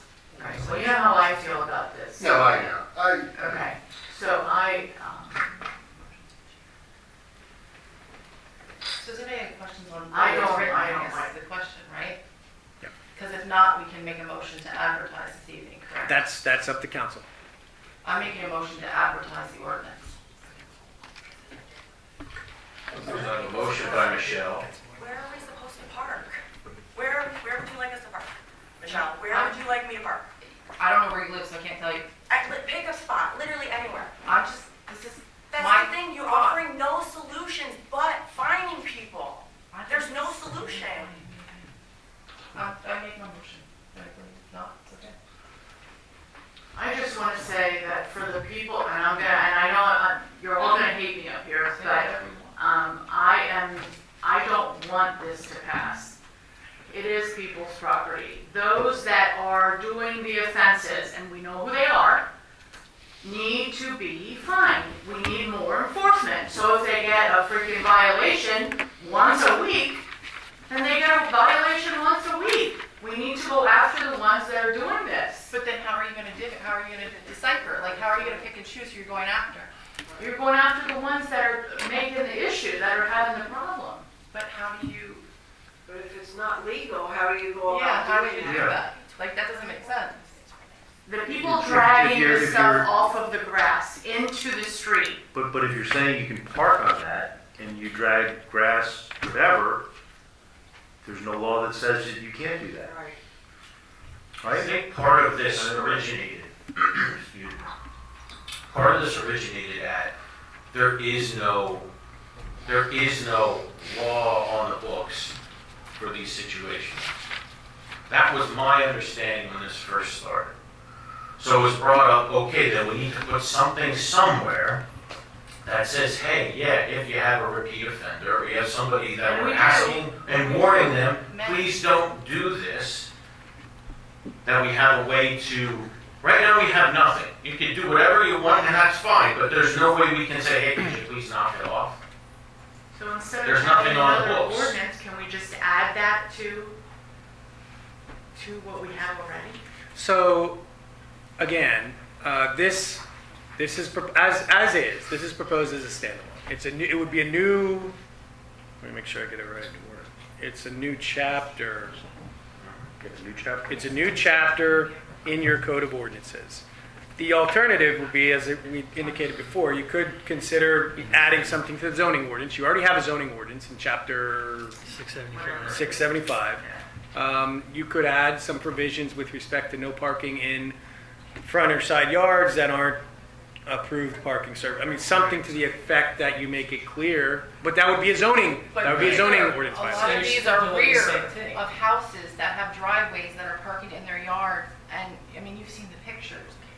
The debris and the mud that is on these roads. Oh, we know, we get all the complaints. Right, exactly. So that doesn't fix it though if it's the front of the house or the, because a lot of this is the rear of the house with people who have beautiful driveways, but they're parking in their yard. Yeah, and I don't know what the zoning ordinance amendment would look like. I just threw out front and side yards because I'm sitting here and that's what came to mind. We could include all yards within a certain extent, but it could be there could be a way to include it in the zoning ordinance as well, as opposed to a standalone new chapter. I mean, But you're still doing the same thing. It's not changing. You're still anything. saying you can't park in the grass. It will change. It changes how you enforce it, because the zoning ordinance, the zoning officer will issue a citation, and not a citation. Actually, the zoning officer will issue an enforcement notice, which they have then 30 days to appeal. They appeal it to the zoning hearing board.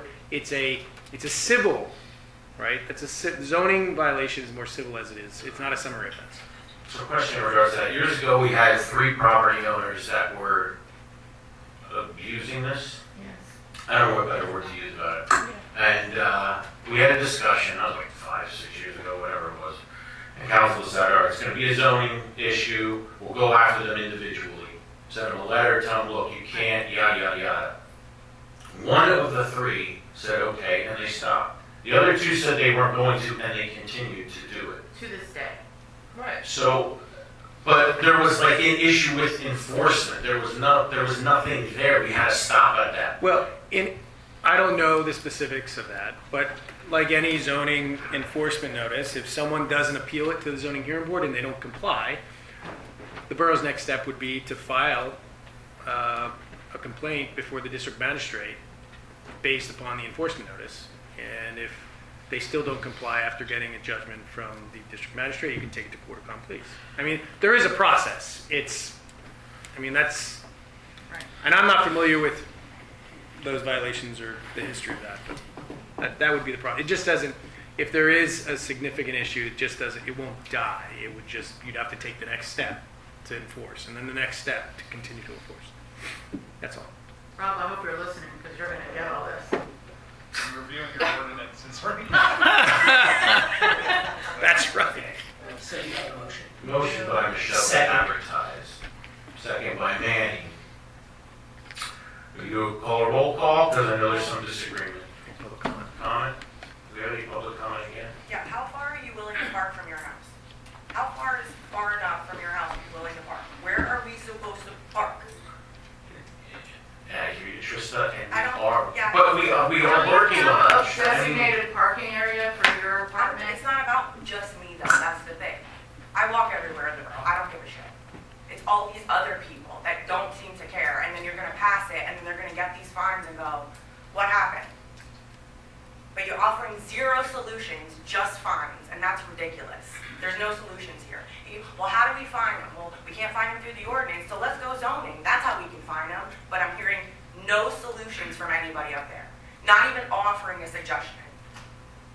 Well, there are other parking areas in the borough that we were, And how far are you willing to walk from said parking spot to your house?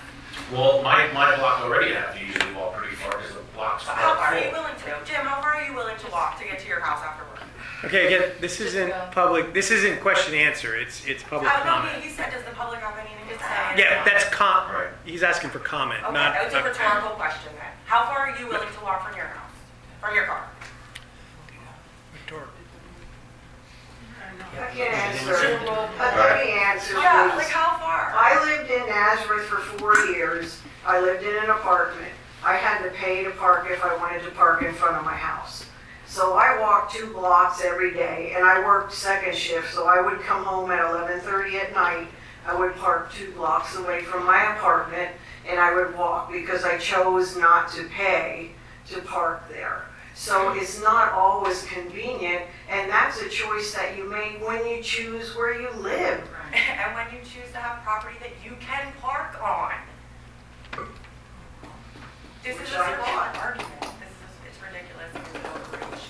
You guys don't care about people's property.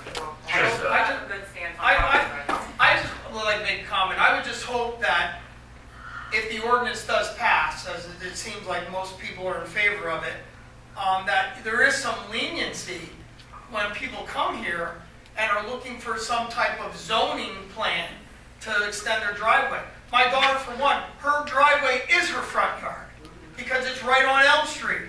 And she's the only home that faces Elm Street. So her driveway is in front of her yard.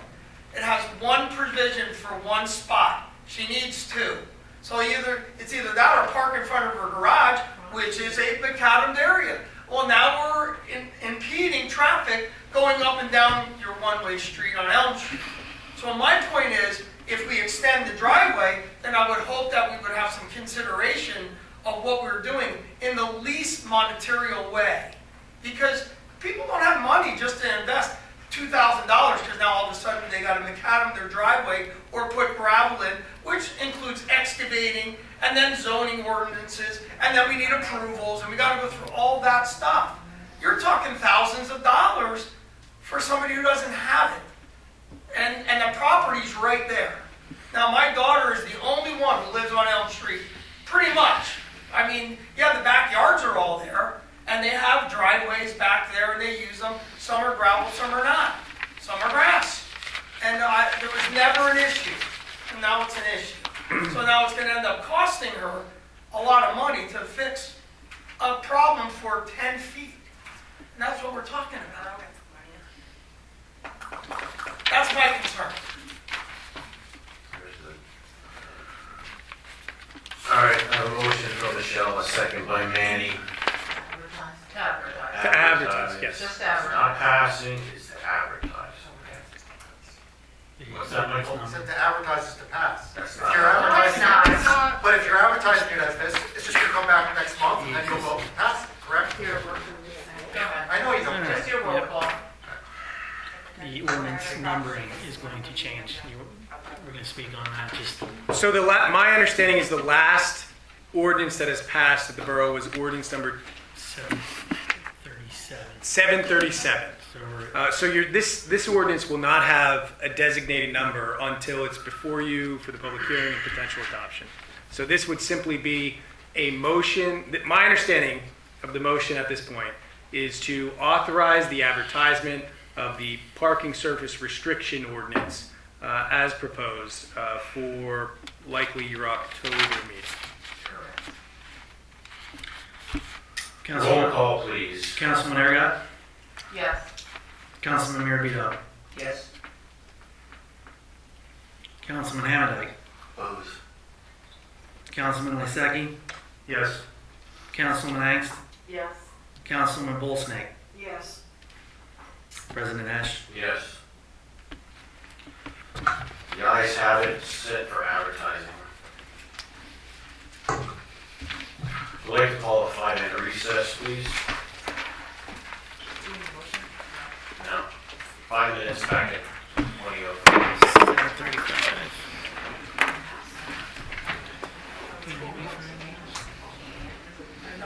Maybe executive later. We got to talk about. I have a few exact.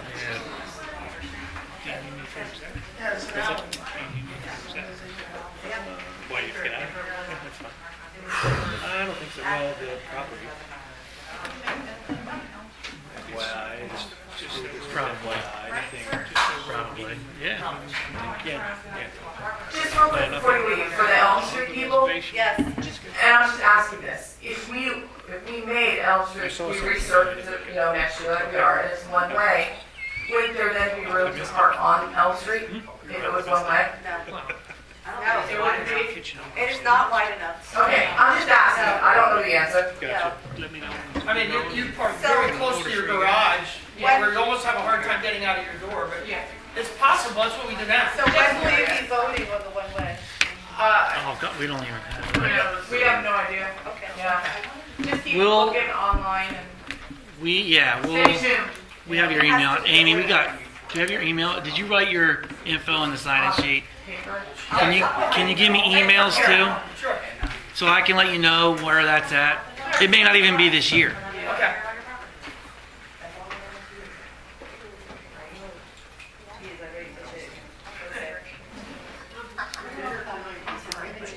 None of you want anybody to listen. Sounds very safe, restaurants, and, You would. casinos that are associated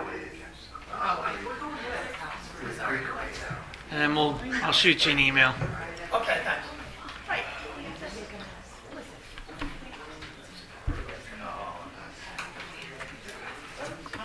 I don't know. I guess he's going back. Is he going back to the class? He was trying to get us all to go out. I'm like, there's no way we're going to like Yeah, we've been going over. I mean, you all did. Really? But that drives me crazy. You've got to, You have to start somewhere. you've got to start somewhere. You don't want to sit there. Oh, yes. I don't want to sit there. We had, so Sean tried to use But there are violators out there. Money to use. but I guess this problem. You're saying, I'm reading these enforcement laws say, hey, it's a stretch. Which is their yards and driveways. I can't know who they are. I know they're parked in there. not overreach. You can always defend and say, Right. You got to you just read the first one. Right. Because if you don't, then it's free. Just take it, right. And that's And what I'm then saying.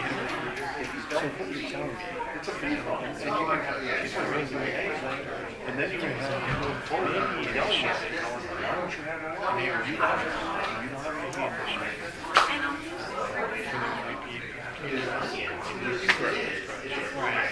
And we'll have that as a tool, but It's up to me.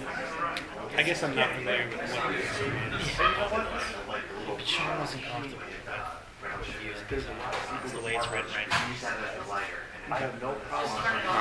You take this, if you take Yeah. this, park on the street. I have no problem.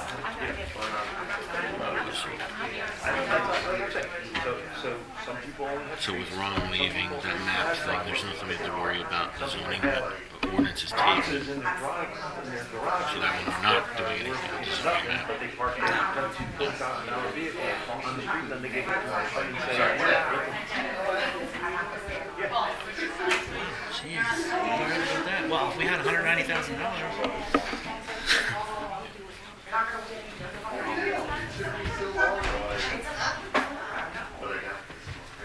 Yeah, if you can give that to them, thank you. I will. All right, thank you. Yes, yeah, if you can give that. I would, she'll love it. All right, thank you. Bye. Boy. Boy, no.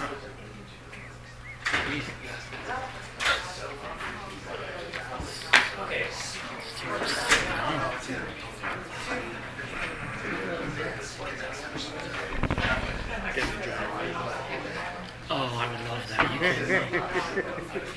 If there was one person. Checking would be allowed. Oh, yeah.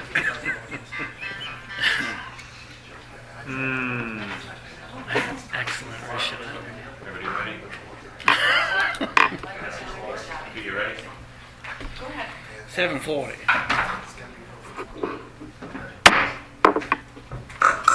All right, bringing the meeting back to session. Page 2 of 4, item 6 of 22, approval of council meeting minutes from August 11th, 2025. Motion to approve? Motion by Manny, Second. second by Doug.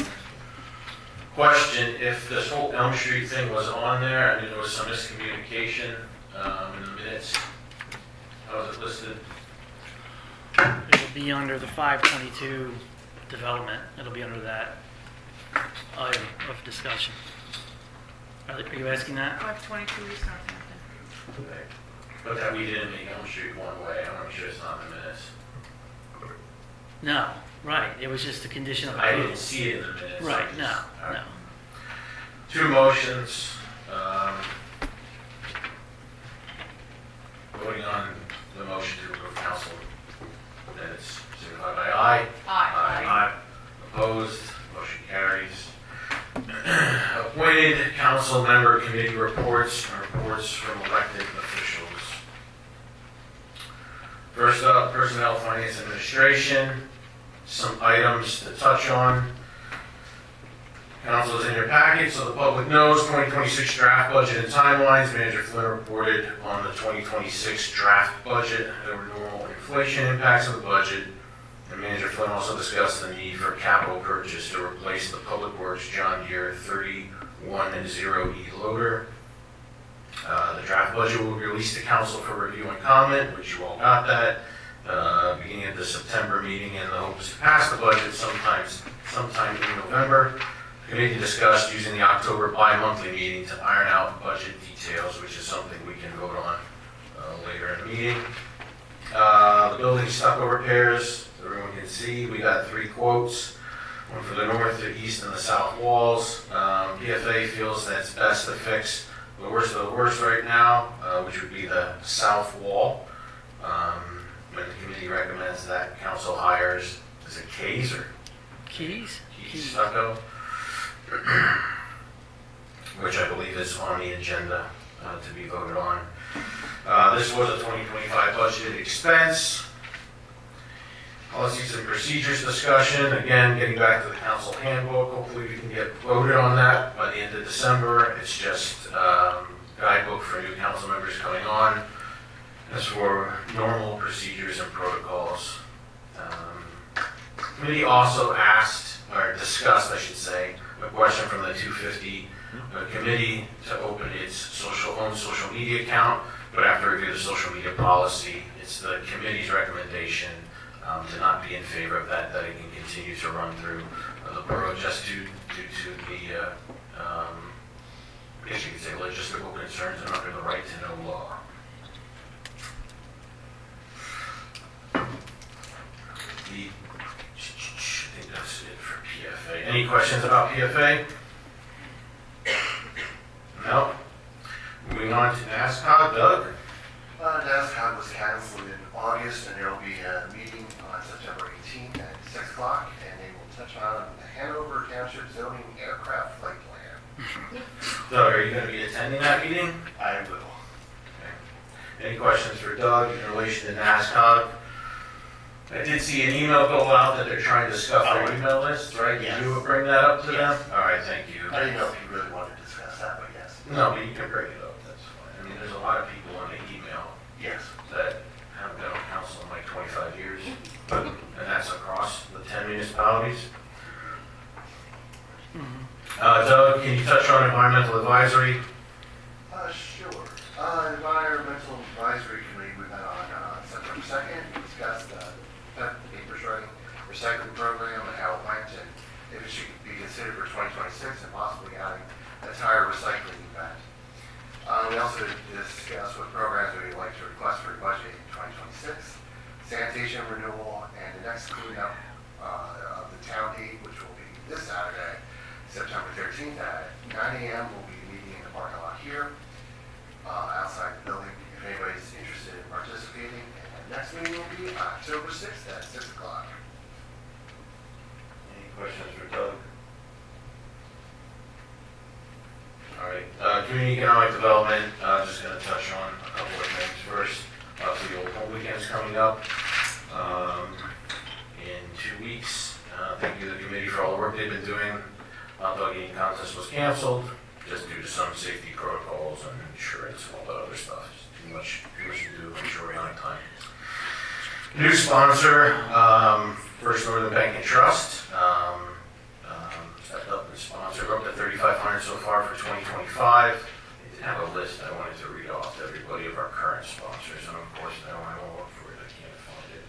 Just so council's aware, and I don't have the list, but it will be posted. There we go. Sorry. CRNY, that's Borough Auditor. Grimby Thatcher, Borough Solicitor. American Legion, thank you for being a sponsor this year. Keystone Cement, Colliers Engineering, Stefani Insurance, personal donation from past council member Phil Andrews, and of course First Northern Bank. So thank you all the sponsors, are up to $3,500 this year. Committee pretty much focused on Old Home Weekend right now, and the changes and things that were going on with that. To bring up a topic that's been discussed all night, topic of parking was brought up again as part of the strategic planning meeting earlier in the year. The committee continues to discuss that. The committee is looking to submit its final ideas to that to council before the end of the year, so that potential easements and any discussions can happen in 2026. Any questions?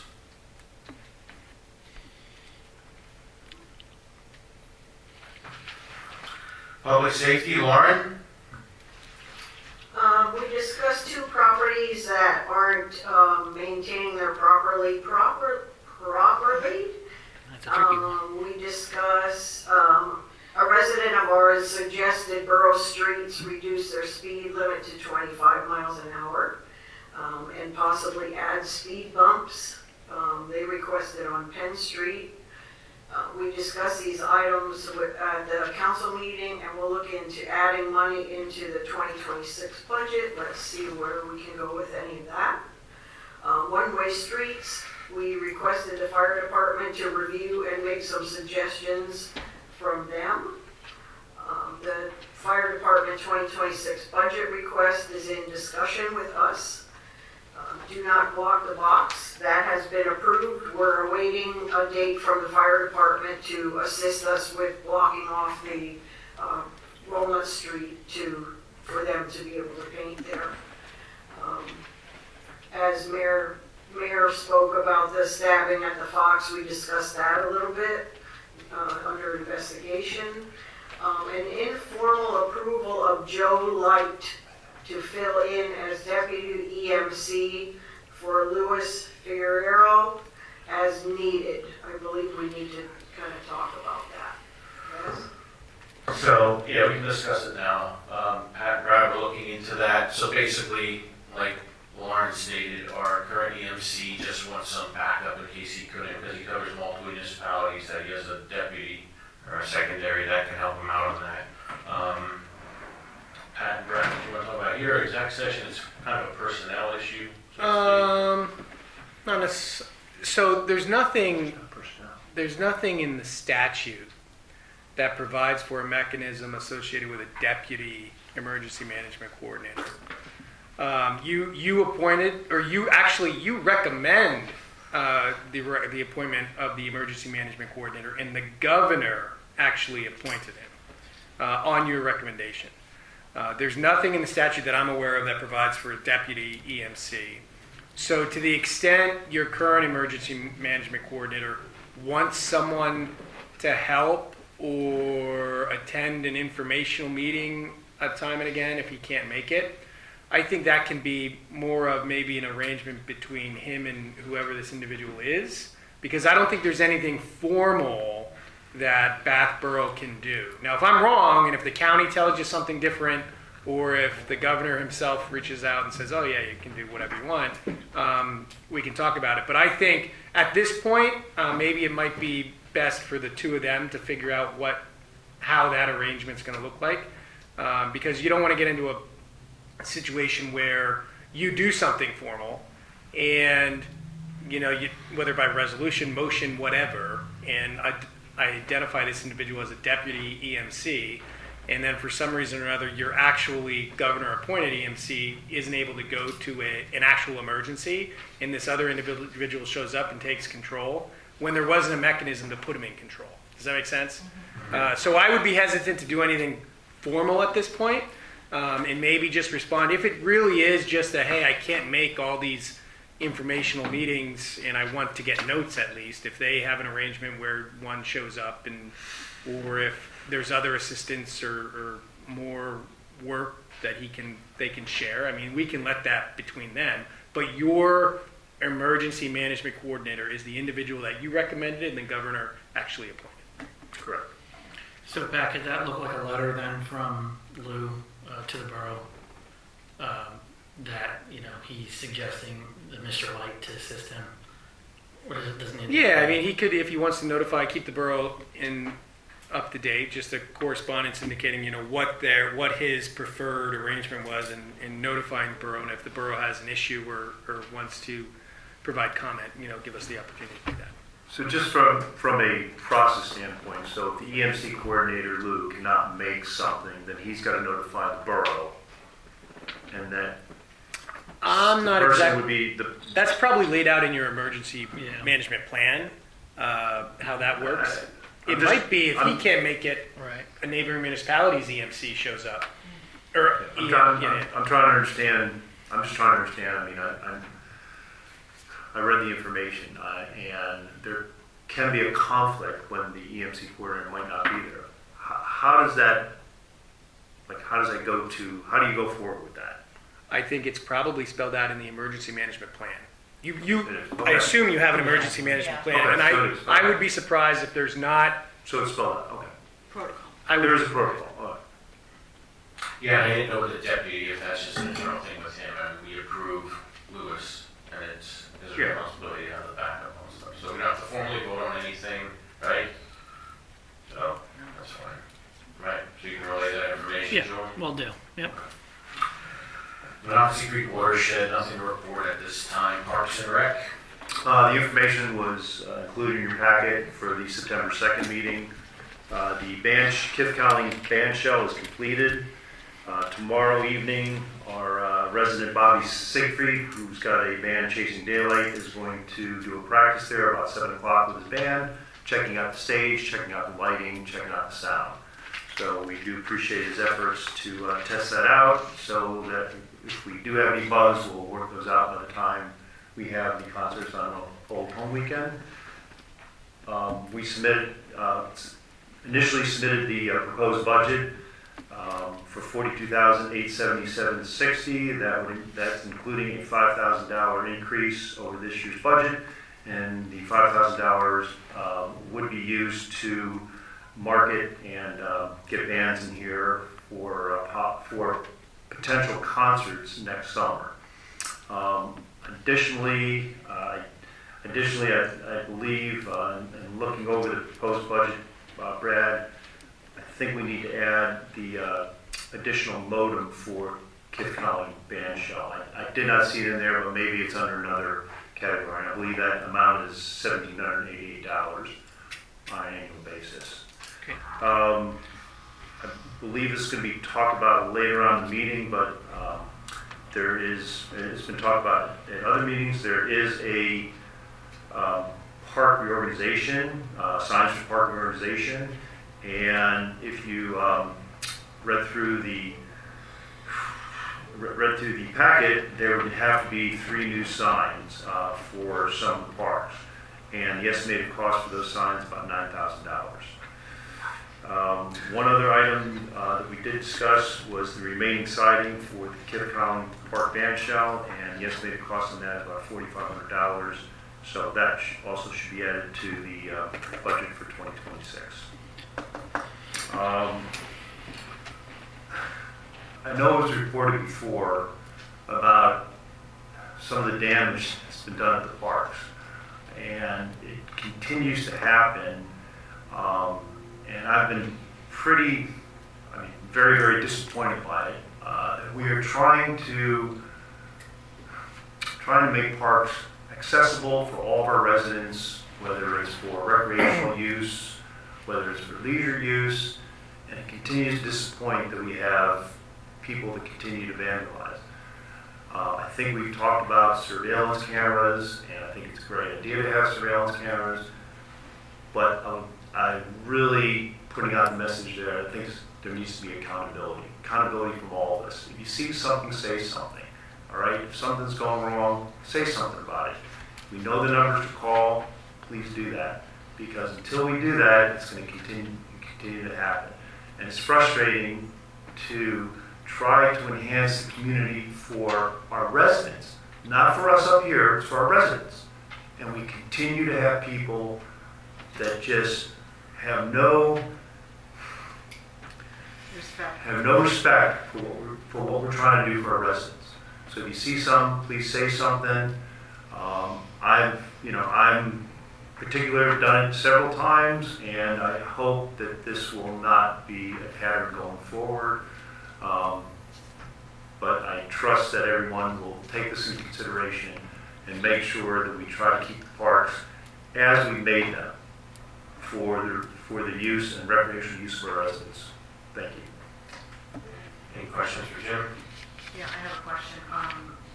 I would like to order the plaque to memorialize those that donated and sponsored that project.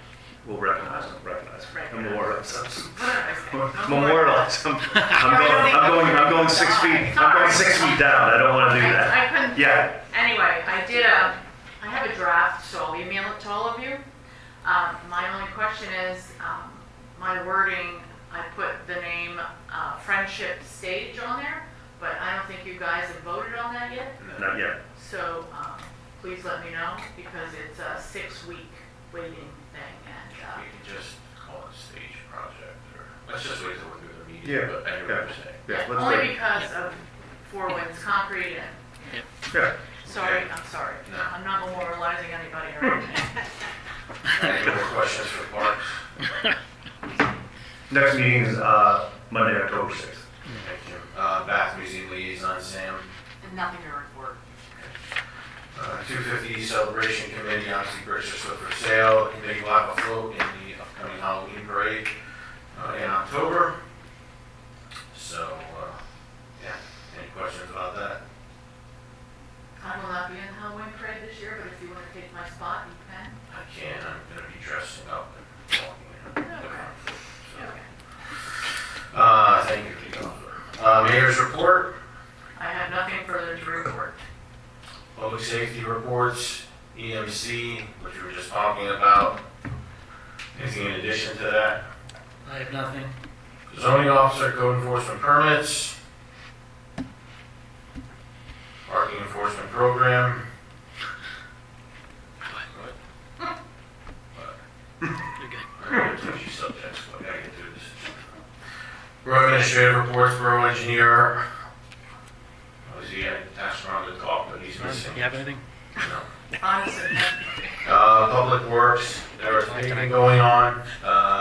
What else is Public Works currently Public working Works, they're heavy into the road reconstruction, trying to get what they can get done here before the end of the season. We have Shimoski Way finished up, looks really good. Craig Street, Shaeffer Street, all these streets that have been left for years and years and years. They're doing a great job. They did Friendship Lane as well, going to Paul Park. So again, I want to thank the assistance of Upper Nazareth Township and their Public Works Department, their director, and all their employees as well. We share equipment and personnel beautifully, and it's what we've been looking for a long time. We're really tackling a lot of road projects as a result, so thanks all the way around. Questions about Public Works, comments? we're very lucky to have them where we have. Water Authority, Jim? Nothing more than what's in your packet. Borough Manager, Brad? Nothing outside the report. Treasury report was emailed to everyone. Did everybody get it? Yes. Did everybody look over it? Do you have any questions in regards to the Treasury report? Pat, Borough Solicitor, anything at this time? I have a brief executive session with respect to ongoing real estate and potential litigation items following the meeting, and I'll have some other items that are already on the agenda, but nothing in addition. Thank you. All right, thank you. Bath Planning Commission meeting minutes are non-existent.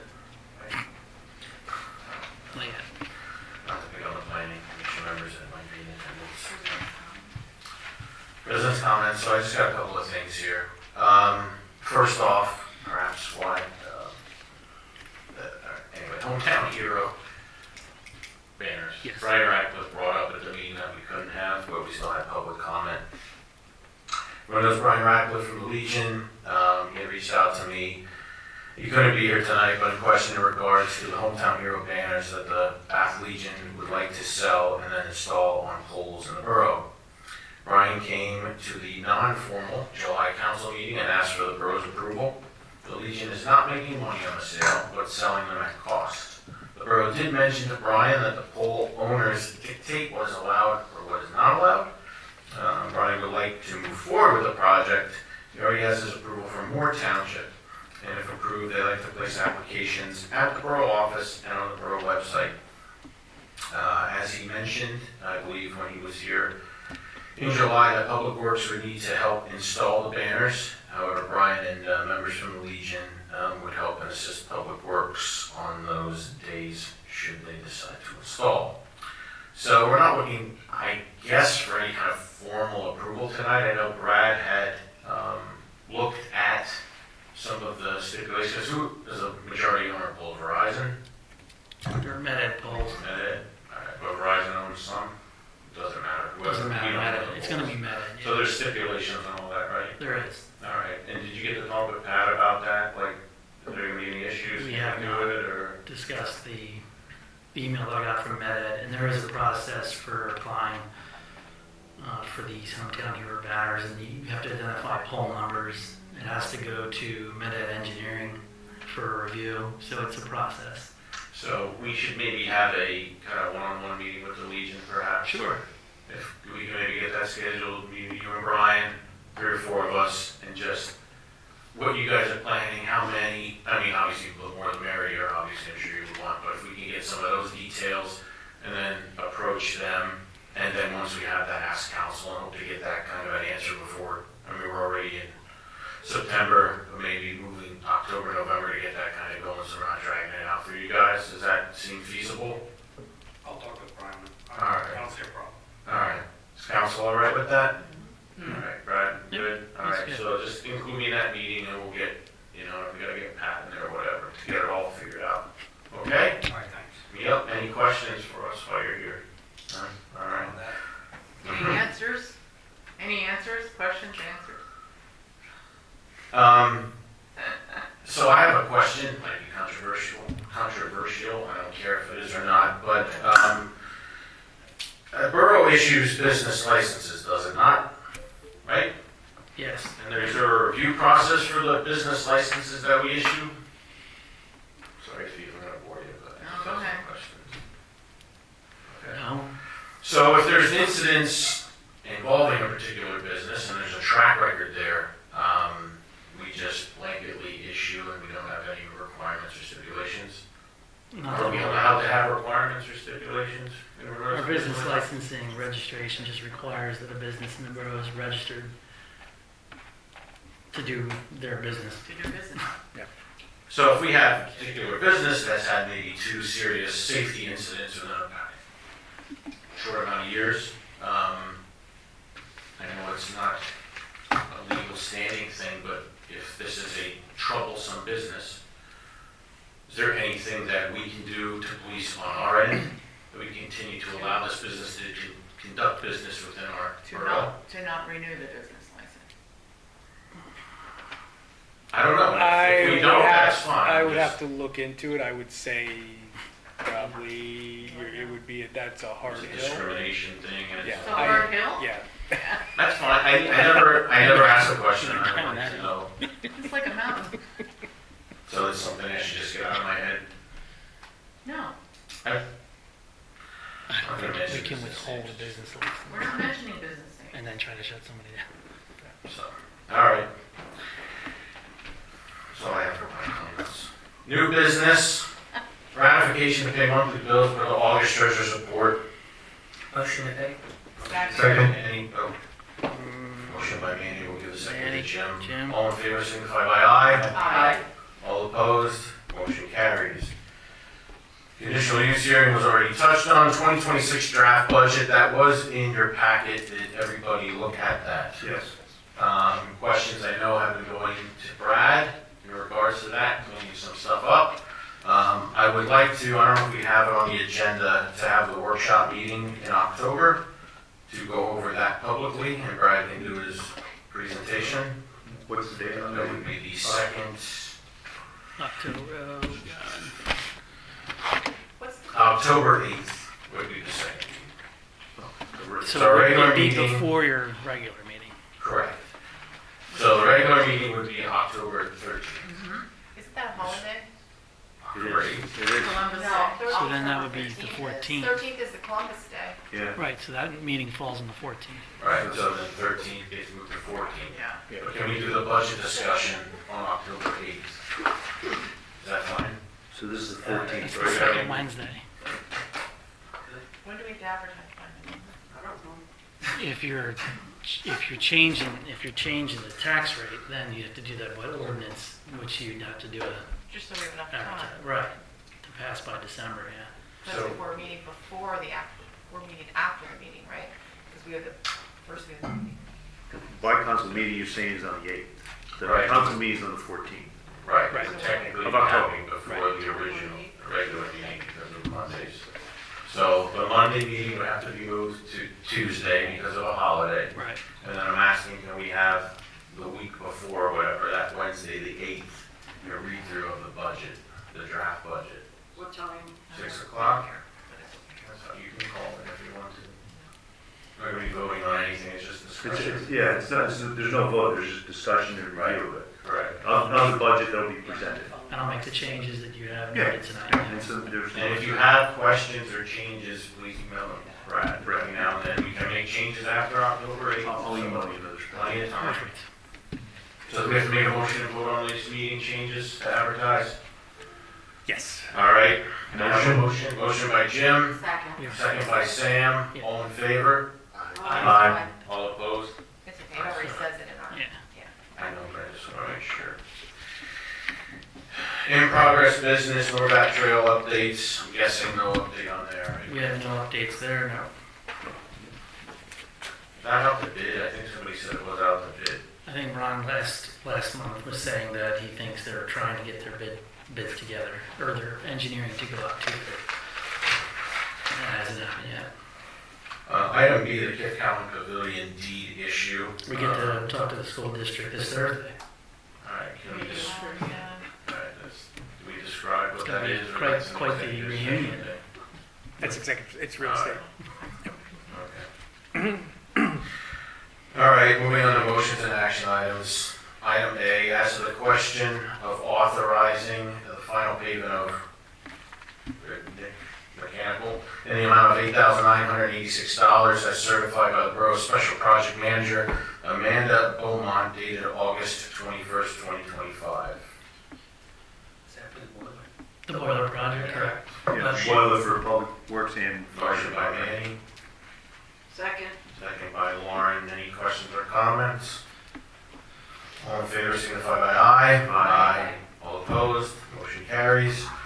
Item B, as to the question of ratifying the decision to authorize Two Brothers Gutters to install the necessary gutters downspout and trim coil to the Kith County band shell, as outlined in their estimate dated August 11, 2025, in the amount of $1,427. Motion. Motion by Jim, second by Michelle.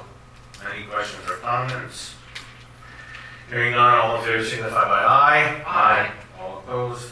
Ayes have it, motion carries. Item C, as to accepting Keys Stucco Inc., quote dated 6/16/2025 for the repair of the main entrance, or otherwise known as the southern wall of the Borough Municipal Building, in the amount of $18,840. A budgeted item for this year, but looking for motion for approval. Motion. Second motion by Manny, second by Jim. Any question or comment? Hearing none, all in favor signify by aye. Aye. All opposed?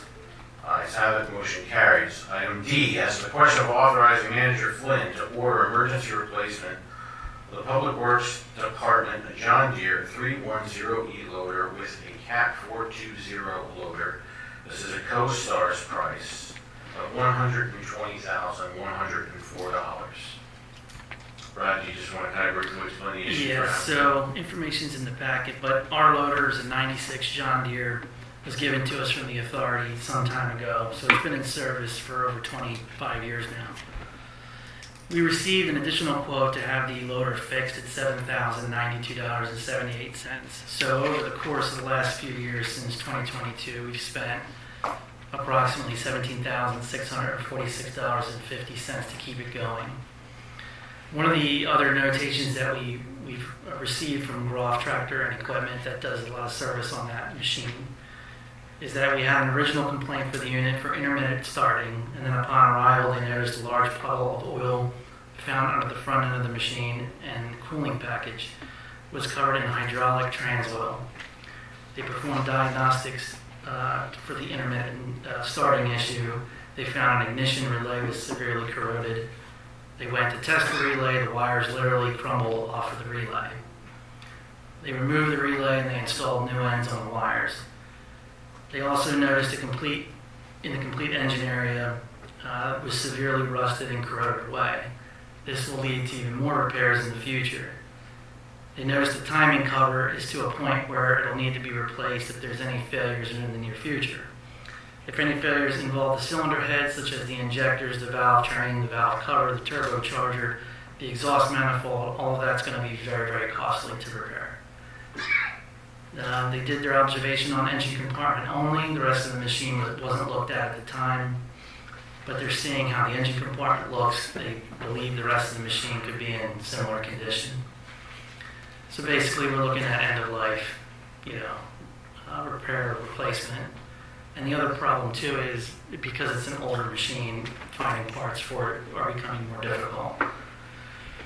So Chris looked at a couple different options. One other big notation: the public works crew has been using the loader, and the front of the bucket is it's tipping forward with loads, so they've actually spilled a load into the street at one point. So it's a safety issue as well for the crew.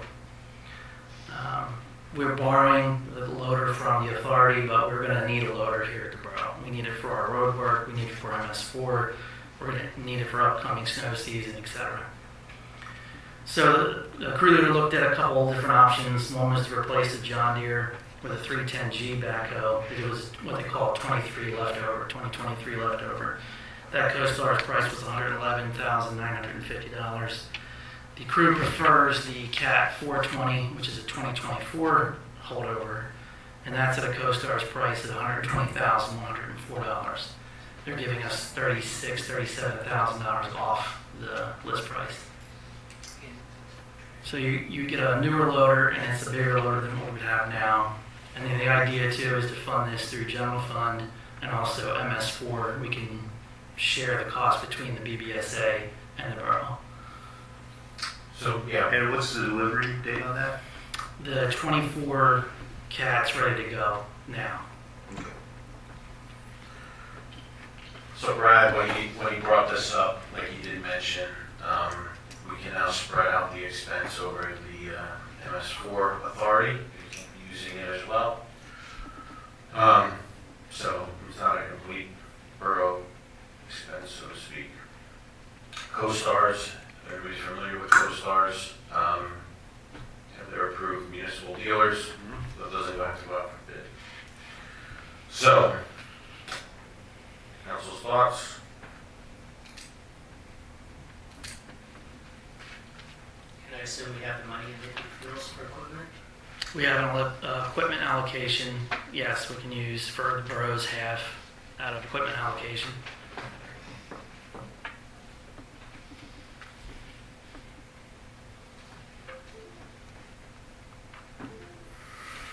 Unless you direct how you want that paid for. Liquid fuels or general fund for now, or we can shift funds around. I prefer liquid fuels, but if you use it for equipment anyway, you might tap into more in savings than we have to. Sure. How much is in liquid fuels right now? 400,000 and whatever the equipment allocation is, I don't know offhand, but it's a percentage of that.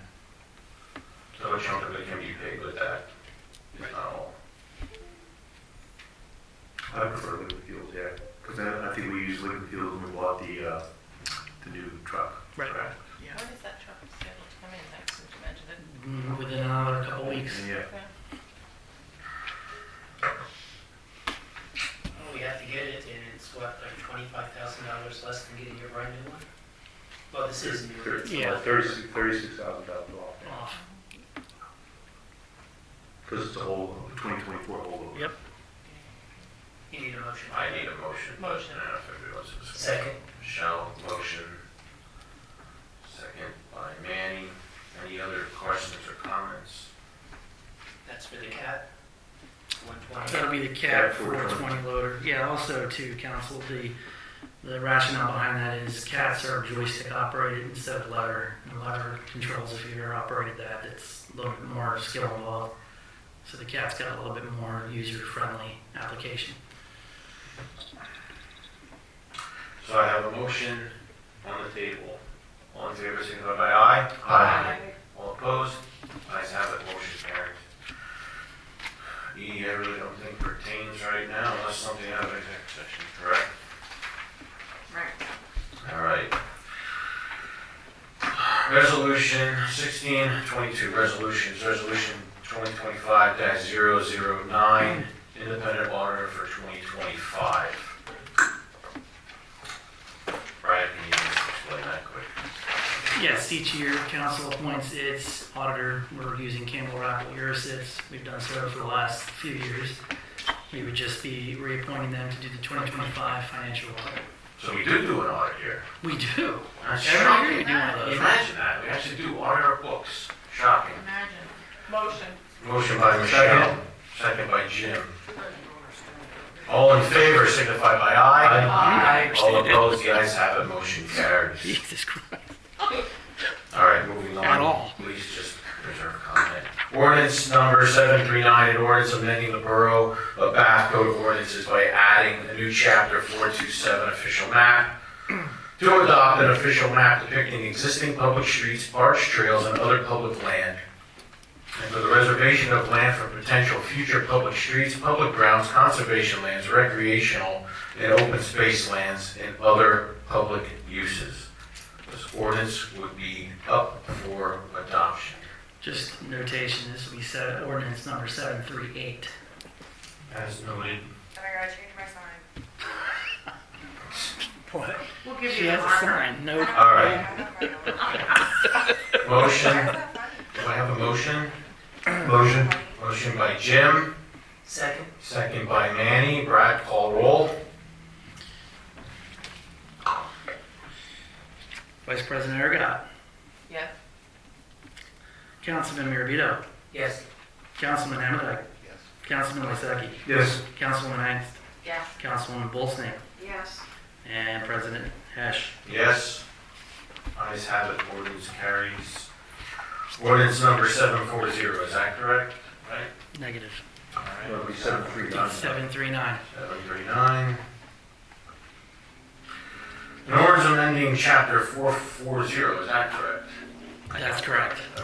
Of the Borough Code of Ordinances entitled Parks and Recreation Places, reorganizing park names, listing park addresses, establishing designated park facilities, and identifying Bath's park system. This ordinance is up for adoption.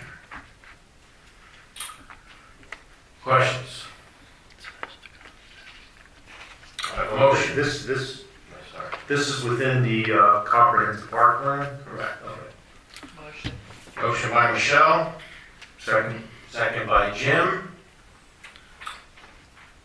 Roll call, please. Yes, sir. Vice President Ergot. Yes. Councilman Mirabito. Yes. Councilman Hamadike. Yes. Councilman Lysaki. Yes. Councilwoman Angst. Yes. Councilwoman Bolsnake. Yes. And President Hesh. Yes. Ordinance passes. Ordinance 740, an ordinance amending the borough zoning map. This ordinance is tabled, correct? Correct. We do need to establish. Go ahead. Just so I'm clear, the park, the listing of the park addresses ordinance, that was 2025 739. 39. Yep, okay, thank you. Yes, tabled until we can get a meeting together, Frank. I need you and Manny and Pat. Okay. Item 18 of 22, correspondence forwarded to council via email, that mayor council 2026 draft budget, which obviously we already brought up, and we discussed in the October meeting. 19 of 22, current subdivision of land development time extensions, currently there are none. And 2022 is exec session, so looking for a motion for that. Motion by Manny, second by Michelle, all in favor? Aye. All opposed? Ayes have it, into exec. Motion to go back in session. Motion by Manny to come back in. Second by Sam, all in favor? Aye. Aye. Opposed? Council, meet two. Motion adjourned. Oh, awesome. Motion by Manny. Second.